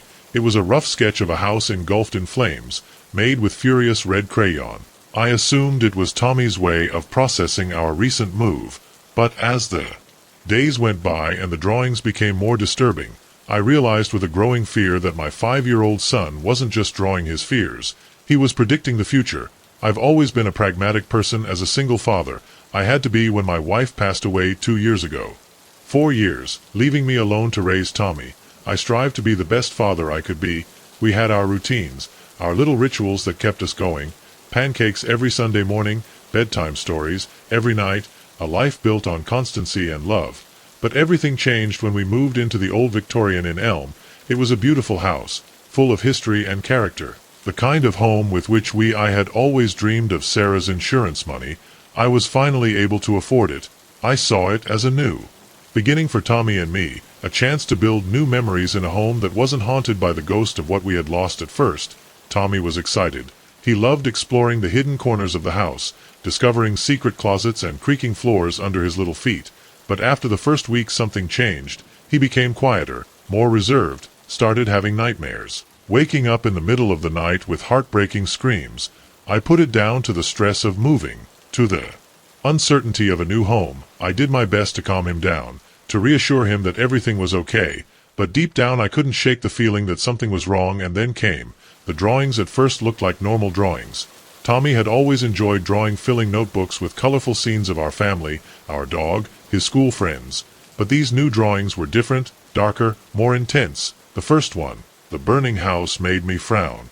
It was unlike anything I'd ever drawn before. Clumsy lines, desperate strokes, a deep red that seemed to devour the paper. When I asked him about it, he just shrugged his shoulders and said, "It's our house, Daddy. That's what's going to happen." I laughed, trying to ease the discomfort. "None of that, champion. Our house is fine." But the next day there was another drawing, this time a crashed car. Stick figures caught in the twisted metal, and that afternoon I got a call from my sister. I had been in a car accident. Nothing serious, just a minor crash. But the similarity to Tommy's drawing made me feel a chill in my spine. As the days went by, the drawings kept coming. A tree falling on our neighbor's roof, a pipe bursting in the basement, each followed with terrifying precision by the actual event. I tried to rationalize coincidence. I said to myself, or maybe Tommy heard things and reflected them in his drawings. But deep down I knew it wasn't like that. Somehow my son was seeing the future, and what I saw it terrified me. I began to fear the sight of its crayons, of the blank pages waiting to be filled with another omen of disaster. Each new drawing brought a wave of anxiety. What horror would I predict this time? And the worst thing I could do to stop it, I took it to doctors, child psychologists, even a parapsychologist who specialized in children with special gifts. Each one had theories, but no one could tell me how to stop Tommy. By caught between fascination and fear. I don't want to draw them, Daddy told me one night with a trembling voice, but the images are in my head. They don't go away until I put them on the paper. I hugged him tightly, wishing I could take that burden off him. It's okay, champion, I whispered. We'll figure it out together. But as the drawings grew darker, my certainty began to falter. How I could protect my son from something he couldn't even see. The breaking point came on a Friday night. Tommy had been restless all day, refusing to draw, refusing even to touch a crayon. When I laid him down, he grabbed my arm tightly. "Don't come down tonight," Daddy begged with his eyes full of terror. "Please stay with me." I hesitated. I wanted to calm him down, but I also wanted to know that I had him so scared. Deep down I needed to understand. So when he fell asleep, I waited a moment, and then they slid me completely silent. The rain pattered against the windows and thunder rumbled in the distance. I went through each room looking for something, but everything seemed normal until I passed by the basement door. A soft, almost imperceptible sound made me stop. A scratch. Something was moving down there. My heart hammers in my chest as I reached out to touch the knob, but before that I could open the door, I saw it taped to the wood was a new drawing, one that I had not seen before.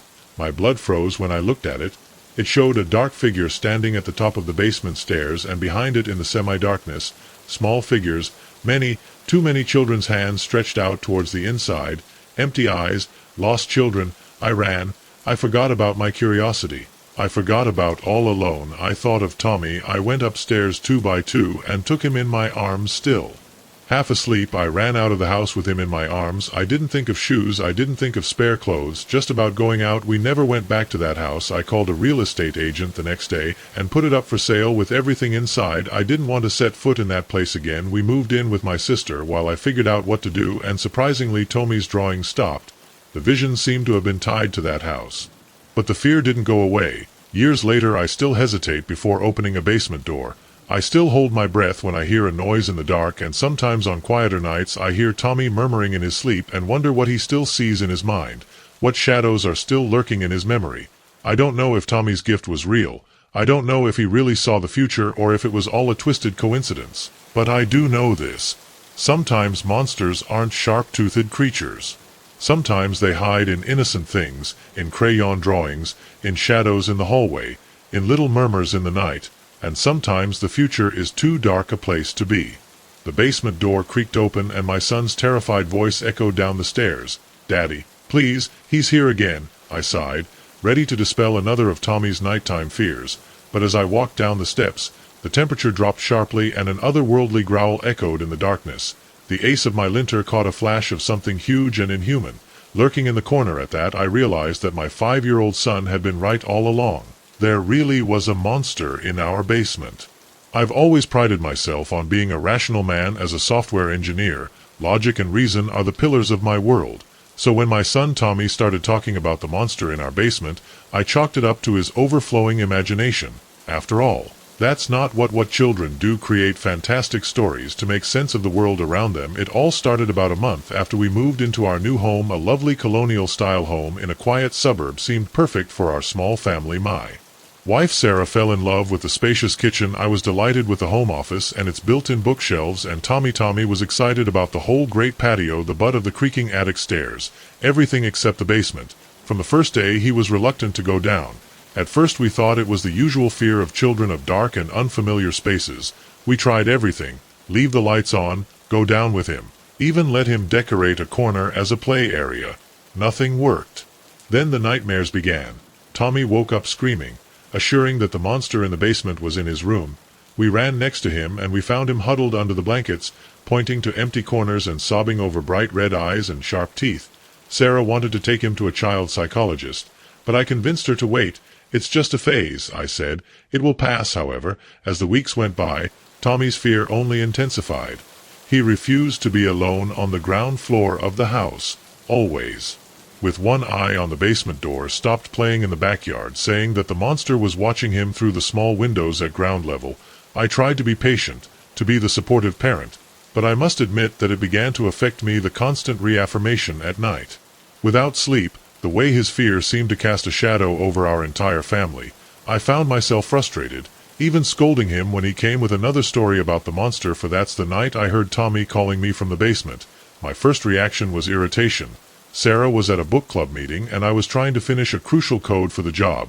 The last thing I needed was another imaginary monster hunt. "Tommy," I called with annoyance, "we've already talked about this. There's nothing down there. Come back up and go to bed." "But Dad," his voice was shaking this time, "it's real. I saw it, please. I'm scared." Something in his tone made me hesitate. It wasn't his usual complaint. Ada sounded really terrified. With a heavy sigh, I put away my work and grabbed a flashlight.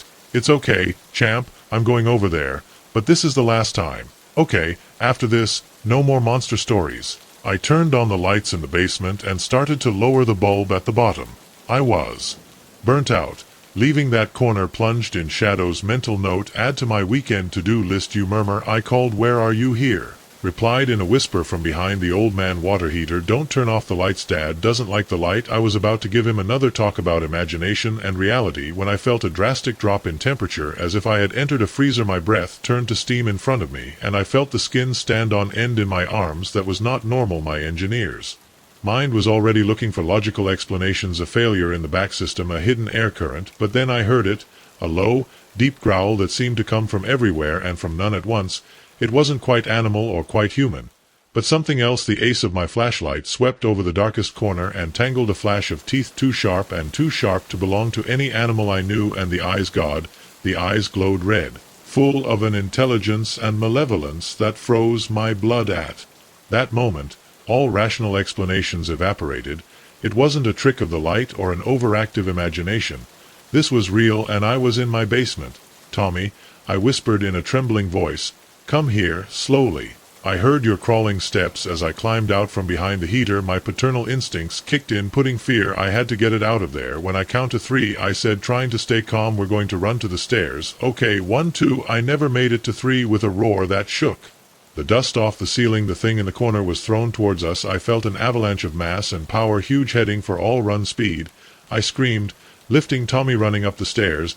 I took the steps 2 by 2, with my son clinging to my chest. I could feel him behind us, his hot and fetid breath on the back of my neck. Claws scraped the wood, splinter while chasing us. I slammed the door to the basement and bolted it, knowing that it wouldn't last long. It didn't take long for me to bang on the door with brutal force. Wood creaked, the hinges protested. "Call Mom," I told Tommy, leaving him on the floor. "Tell him not to come home, then get out of here and run to the neighbor's house. Don't stop, don't look back, you understand?" He nodded, tears running down his face. He hated to send him alone, but I knew outside he'd be safer than here with that thing. Tommy ran to the front door. I grabbed the biggest knife in the front door kitchen block. A poor weapon against what I had seen, but better than anything. The next knock shattered the door, and then the real nightmare began. The being that emerged was even more terrifying under the light. It was huge, easily over 2 meters, with a body that looked like a collage of different animals, the powerful limbs of a bear, the head of a wolf, but malformed. Its red eyes locked on me with a predatory intensity. What happened next is a blur. I remember swinging the knife, feeling it hit a skin as hard as leather. I remember the burning pain when its claws tore at my chest, the rumble of broken glass and splintered wood. When our fight took us all over the house, I would like to say that I fought bravely, that I defeated the creature with my bare hands. But the truth is that I was completely outmatched. If not, it would have been because of the police sirens in the distance. Tommy must have called 911. When he arrived with the neighbors, I don't think he would have survived. The monster heard the sirens. He let out a howl that froze my blood, and then something impossible happened. His body began to fade, to dissolve, to see smoke seeping through the cracks in the floor. When the officers entered the house, there was no trace of the monster, just a wrecked house, and a man injured and babbling. I'm sure they thought I was crazy or high, and part of me thought so too. But I know what I saw, I know what I faced, and I know it's still out there. We moved in the next day, leaving most of our belongings behind. I couldn't bear the thought of spending just one more night in that house. Now we're at the parents' house of Sarah, trying to process what happened. Tommy doesn't talk about the monster in the basement anymore, but sometimes I catch him looking suspiciously into dark corners or startles at unexpected noises, and at night, when everything is quiet, I lie awake listening, pricking up that unmistakable growl. Because now I know the truth. Monsters are real, and once you've seen them, you can never see them again. Feel really safe in the dark again. So if your child tells you there's a monster in the basement, listen to it, really listen to it, because sometimes monsters exist, and when you realize it might already be too late. A flash in my rearview mirror made me turn my head with my heart beating, racing, only to find the back seat empty. I shook my head, trying to calm down, and went back to I was concentrating on the road. But when I looked in the mirror again, there it was again, a shadowy figure, featureless, but undeniably present, blinked loudly and disappeared. I was going crazy or somewhat faceless. I was playing a dangerous game of hide-and-seek in my car. I've always been a night owl. There's something about the stillness of the night that calms my restless mind. So when I got a job that required constant night trips between cities, I thought it was perfect. Just me, the open road and the stars above me. But that was before the shadows started to appear.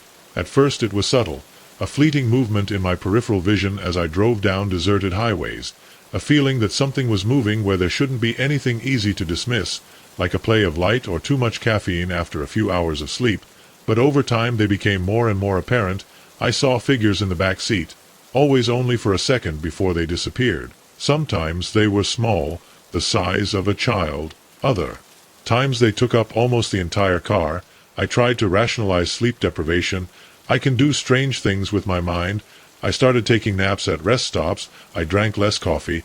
I even went to check my eyesight. But nothing until the night came when everything it broke. It was a dark road with dense forest on either side. The shadows of the trees seemed to close in on me. My radio was just emitting static, so I was driving in absolute silence. The buzz of the tires on the asphalt as my only company until I heard it. A whisper, "Stop." The voice came from right behind me, so I could almost feel its breath in my ear. I swerved, the car wobbling dangerously. Before I could regain control, I looked at the rearview mirror, nothing, empty. With trembling hands I swerved to the next rest area. I needed to catch my breath. The parking lot was deserted, lit by a single flashing light. I stood there for a while, the engine running, staring into the darkness. I almost called someone. I needed to hear a familiar voice, something to reassure me that it was still real, and then I saw it at the edge of the light from my headlights, a tall figure. Too tall, his proportions were wrong. I couldn't see his face. But I knew he was looking at me. My hand, he moved slowly towards the gear lever. The figure moved forward one step, then another. As he got closer, his shape changed. He twisted, as if he didn't know what it should be. Sometimes he was thin and elongated, sometimes short and deformed. My paralysis broke. Stepping on the accelerator, I went out, shot out of the rest area, tires screeching on the pavement. Looked in the rear-view mirror. The figure was still there, watching me leave. Kept driving. 4 hours, unable to stop. Every shadow on the road seemed to move. When the sun finally came up, I breathed a sigh of relief. I felt ridiculous that I was so scared, but my relief didn't last, because now, even during the day, I can see the shadows moving against the traffic, faces in windows that disappear when I look directly at them, and always that feeling that they're watching me. I've tried to quit this job, to stop driving at night, but I can't. Somehow, I always end up back on the road. And I know I'm not alone, because sometimes I see other drivers with the same look of terror as me, and I wonder, how many of us are there? How many are trapped in this endless game? So if you ever drive at night and see something impossible in your rearview mirror, don't look too long. Don't try to understand, because if you see it once, you'll always see it, and the shadows on the road never stop watching. The crayon sketch froze my blood. Was a crude drawing of a car accident with stick figures scattered across the paper. It wouldn't have been so disturbing if I wouldn't have found it while cleaning the elementary school at midnight, or if I hadn't seen an identical accident on my way to work the next morning. While looking at the growing pile of prophetic drawings, each depicting a gruesome event that ended up happening, I realized with growing horror that I was witnessing predictions of death scrawled by the innocent hands of children. I never thought I would end up as a night conner at Westbrook Elementary, but life has a way of throwing you unexpected curves. After losing my job on you, I was grateful for any stable salary. The job wasn't glamorous, but it was simple, and the solitude suited me well, or so I thought. The first weeks passed without incident. I passed the mop, I emptied the trash cans, and from time to time I laughed with the drawings stuck on the walls of the classrooms. The children have an overflowing imagination, and his creations are reflected in fantastical creatures, elaborate spaceships, and sometimes family portraits where mom or dad were inexplicably purple. But then I started noticing patterns. It all started with the drawing of the accident. I found it crumpled up in a trash can while cleaning Mrs. Thompson's second grade classroom. Something in the crude red crayon and the details of the chaos made me stop. I smoothed it out, thinking of throwing it away again, when a name caught my attention. Johnson was written on a of the stick figures the next morning. While driving to my day job at the local grocery store, I saw the flashing lights of the emergency vehicles. A multi-collision had brought traffic to a standstill. When I moved forward, I slowly saw a familiar name on the side of one of the wrecked Johnson and Son's plumbing vehicles. I said to myself it was a strange coincidence. Yes, but only that. But then it happened again and again, a drawing of a house engulfed in flames, followed by the news of a devastating fire 2 streets away, a figure falling from Ford rudimentary drawn, anticipating a tragic hiking accident in the nearby state park. Each time the details matched with chilling accuracy. I began collecting the drawings by saving them in a file folder in my cleaning cart, telling me I was looking for a pattern, trying to give it. I made sense of everything. But deep down I knew I was hoping I could go to the next tragedy. As the weeks went by, my anxiety grew. I dreaded every turn, wondering what horrors I would discover in the innocent scribbles of the children. I couldn't sleep, I couldn't eat. The weight of this knowledge was crushing me. I tried to rationalize. Maybe the children were drawing things they had seen on the news or heard from adult conversations, but the times never matched. The drawings always came first, sometimes days or even weeks before the events they depicted. I considered going to the police, but what would I tell them that a night janitor had discovered a group of elementary school children with the power to predict fatal accidents? They would take me for crazy. So I stood silent, watching and waiting with my folder of macabre prophecies. Thickens every day. Then that Tuesday arrived. At night I was in the art room cleaning the tables, when I noticed a drawing left on one of the easels. My blood ran cold as I recognized the style. The same rough figures, the same intense red crayon. But this one was different, larger, more detailed. It showed the school itself, surrounded by wooden children, and over all of them hung a pure and massive Oser shape, with its mouth wide open. Couple as if I was about to devour them. At the bottom, with shaky childish writing, were the words "Tomorrow lunchtime." I staggered backwards, my mind spinning. This wasn't just an accident or a random tragedy. Something was pointing at the school, to the kids, and it would happen tomorrow. I had to do something. But what? Call the police? They wouldn't believe me. Warn the principal? With what evidence? While I stood there paralyzed with indecision, I heard something that made my blood run cold in my veins. Childish laughter. I turned around, my heart beating in my throat. The door of the art classroom was ajar, shedding light in the dark corridor beyond, and there, right at the edge of the light, I saw a small figure glide quickly. "Hey," I called with a trembling voice. "Who's there?" Silence. Just another flurry of giggles, now more onward in the hallway. Against my better judgment, I followed the sound through the dark school. I moved forward, chasing shadows and whispers whenever I thought I had cornered the mysterious boy. He was always slipping away, just out of my reach. I finally found myself in the main hallway of the school, the moonlight filtering through the large windows, bathing everything in a silvery, spectral glow. And there, at the end of the hallway, was a group of children. They stood eerily still, their faces hidden in the shadows. "What are they doing here?" I asked, trying to make my voice sound firm. "The school is closed. They shouldn't be here." One of the children stepped forward in the dim light. I saw it was a little girl, no more than 7 or 8 years old, but something was wrong. Her movements were too fluid, too perfect for a child. "Boy of that age, we're always here," she said. Her voice was a chorus of whispers. A chill ran down my spine. "The drawings are yours," the girl nodded, a sad smile on her face. "We see the threads of destiny," she whispered, "the paths not taken. We drew what it must be, hoping someone understands." "But why?" I asked, with my mind struggling to understand. "Why show these horrible things if they can't be changed?" Group of children moved in unison, forming a circle around me. I noticed with a crescent that their eyes were completely black, because sometimes the girl's voice became deeper, older sometimes. "Someone, yes, understand." Her smile widened. "And then we can feed." Before I could react, the children threw themselves on me. I felt small cold hands clinging to my arms and legs. The girl stopped in front to me, her mouth opening impossibly large to reveal rows of needle-sharp teeth. "Your fear," whispered her voice, now a guttural growl. "Your despair at the inevitability of everything sustains us." Leaned closer. "And now you will be one of us." I tried to scream, I tried to fight, but my body didn't obey me. I could only watch, paralyzed, as the girl's form began to change, to twist and darken, until it became the same monstrous silhouette I had seen in the drawing. His mouth opened even wider, and everything turned black. I woke up in my bed the next morning, drenched in sweat, convinced that it had all been a nightmare.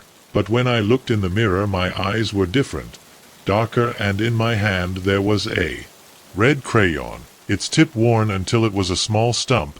"I don't work in school anymore." No, I can't look at the children knowing what I know now, but I can't stop drawing. The visions come without warning, and I have to put them down on paper. I tell myself I'm trying to warn people, prevent the tragedies I see, but deep down I know the truth. I'm not warning anyone. I'm feeding something ancient and hungry that lives among us in the space that exists between what is and what could be. So if you ever come across a rough childish drawing, but it gives you a chill that seems to predict a horrible event, don't stare at it too long. Don't try to understand it. Because once you see it, once you know, there's no going back, and the watchers, the artists of destiny, are always looking for new recruits. The drawing with crayons in the fridge froze me.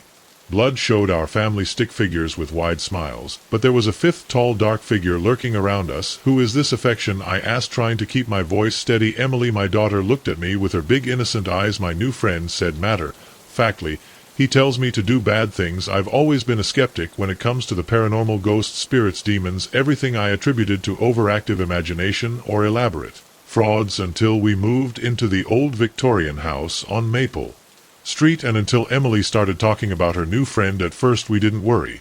Kids imagine friends all the time, right? But as the weeks went by, Emily's behavior began to change. She became withdrawn. She had sudden outbursts of anger.